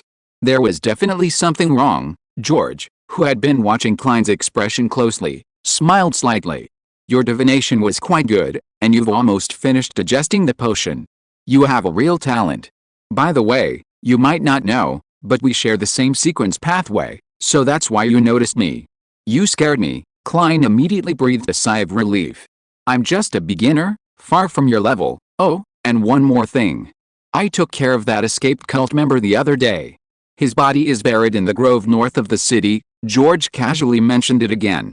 "The Kingdom of Rune worships the Church of the Goddess of Night and the Church of the Lord of Storms. Since they had just done the Church of the Lord of Storms, they could do the same for the Church of the Goddess of Night. This would also give the cult member of the Church of the Goddess of Night a pretext to contact him. The Night Watchman thanks you for your help. If you don't mind, our captain would like to express his gratitude to you in person." Sure enough, the shrewd old Neil immediately understood and extended an invitation on behalf of their captain. A Beyonder who is friendly to the church and can help those who have lost control recover, it goes without saying that the church would want to win him over. After saying this, he gave Klein a wink. Klein, being quite clever, immediately understood and found an excuse to leave first, quickly returning to the church to report to the captain. Swain also realized what was happening at this moment, supporting his weakened teammate and signaling another teammate to go and report the situation to the current Punisher captain. Chapter 725 Parasite or Reincarnation? "Boss, are you alright?" Before the four even reached the Dragon Bar, they were greeted by several burly men rushing over. These men were all staff members of the Dragon Bar, retired soldiers. Although not as skilled as extraordinary ones, they could still offer some assistance. One of them, in particular, carried a gray-white mechanical case connected to a matching rifle, a deadly weapon. It was a high-pressure steam rifle, its power almost equivalent to a modern, low-quality sniper rifle. Even a Sequence 9 out-of-control individual hit in a vital area could be killed instantly. It was a military-controlled firearm, and due to its immense weight, it couldn't be handled by ordinary trained personnel. Therefore, it was usually kept in storage and only retrieved in emergencies. This explained why they hadn't arrived yet. Don't underestimate these steam-powered weapons. While their power couldn't compare to modern weapons, that was under the control of ordinary people. George knew that in the Church of Steam and Mechanical Bodies, one of the 7 major churches in this world, their extraordinary ones could greatly enhance the power of these weapons. "It's all right now. Take old John to get some rest, then tidy up the reception area. I need to receive a distinguished guest," Swain nodded in a gruff voice, handing old John, who had regained some strength, to the group. A distinguished guest, the group took old John somewhat bewildered, glanced at old Neil and George, then turned and headed towards the bar. Old Neil was an old acquaintance of theirs, hardly a distinguished guest. Could it be that cloaked boy downstairs? Despite not knowing what had happened, they carried out their boss's orders without hesitation. Mr. George, please. Upon reaching the bar entrance, Swain stepped forward and pushed open the heavy door for George. The stuffy air and strong smell of alcohol immediately assaulted their senses, accompanied by waves of cheers and shouts. Stepping into the bar, a square boxing ring came into view. Two shirtless, muscular men were fiercely fighting on the ring, while dozens of patrons below cheered them on. When the boss, Swain, appeared, many people turned their attention to him. When they saw Swain respectfully leading George through the hall into the billiard room at the back, they were all surprised. They had never seen this hot-tempered and terrifyingly powerful boss treat anyone like this, especially a child. They began to speculate that the child might be from a high-ranking noble family. Upon arriving at the billiard room, through a secret door, George, led by Swain, entered a luxuriously decorated private room filled with various expensive drinks. Here is a list of all the materials for extraordinary beings currently being sold in the market. Whatever you need, I'll get it for you directly. Swain handed George a list of all the materials in the extraordinary beings market. He received 20% of all transactions in the market, so he naturally had a daily list of traded items. However, when he saw George lift his cloak hood, remove the black silk scarf covering his face, and reach for the list, he froze on the spot. He had always assumed the other person was naturally short in stature, or even, with a very low probability, some kind of highly intelligent supernatural being. But he never imagined that the other party was actually a child, and clearly looked like an infant less than a year old. Was it parasitism or reincarnation? As a former captain of the Punishers, he had heard that some high-sequence powerhouses could recover their strength through parasitism and reincarnation after suffering severe injuries. However, he didn't know the specific details. After all, he was only Sequence 8 and had always lived in Tingen, never even visiting the headquarters of the Church of the Storm Lord. In fact, he had long suspected that the other party was a high-sequence powerhouse, otherwise, it would have been impossible for them to easily withstand his strongest attack and restore his out-of-control teammate. Now, it seemed reasonable. And whether it was parasitism or reincarnation, the other party had saved his teammate, making them his friend. As for the follow-up, he would wait for the current captain of the Punishers to arrive before dealing with it. I don't have the materials I need. George quickly scanned the list, not finding the materials needed for the Sequence 6 Faceless Man potion, and tossed it back to Swain. He hadn't held out much hope of finding the materials for the Faceless Man potion here. The strongest people in Tingen were Sequence 7, and they were all within the Church's extraordinary organization. The Church provides the necessary potions for extraordinary beings to advance, so there's no need to buy them from the extraordinary market. Therefore, the extraordinary market in Tingen basically only sells materials for Sequence 9 potions. Sequence 8 is rare, let alone Sequence 6. It's not entirely impossible, but the probability is extremely low. To find materials for mid to high sequence potions, one needs to go to large cities or places with a high concentration of extraordinary creatures, such as overseas islands. Tell me what materials you need, and I'll keep an eye out for them. I'll buy them and notify you as soon as I find them, Swain said, taking the list. George didn't stand on ceremony. The pituitary gland of the thousand-faced hunter mutation plus the properties of the human skin shadow, plus 80 milliliters of thousand-faced hunter blood plus 5 drops of black dratira juice plus 10 grams of dragon tooth grass powder plus 3 strands of deep-sea naga hair. These were all the materials needed to prepare the potion for advancing to Faceless Man.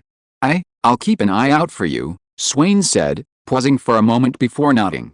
He had never even heard of many of these materials. By the way, do you want the 150 pounds in cash or, please have someone deliver this 150 pounds to 256 Hall Street, to the Bartons, in a reasonable way, without involving my existence? In their eyes, I'm still a baby who can't speak or walk. George reached for the expensive red wine Swain had brought out on the table, poured himself a glass, and drank it. The taste is so-so. Since he no longer intended to hide his identity, he naturally didn't intend to hide his address or relationships. Hiding it was useless anyway. The Church could easily find this information by checking the registered list of infants. His parents were just ordinary people. Even if things didn't develop as he expected, and he didn't establish a good working relationship with the church, he believed that given the church's operating principles, they wouldn't make things difficult for his parents, who were just ordinary people. Of course, the most important thing was his strength. Because he possessed sufficient strength, he didn't care about the exposure of his identity, address, or anything else. His biggest fear was being discovered by the creator of this world, and then the creator would eliminate him. Everything else was irrelevant. Even those covetous beings outside this planet are not to be feared. If he can't beat them, can't he at least escape? End of this chapter. Thank you so much for reading until the end. Don't forget to give it a like. Looking for more exclusive content and immediate access? Subscribe to our Patreon. Remember, every like, subscription or donation encourages us to continue. Thank you all. See you in the next video.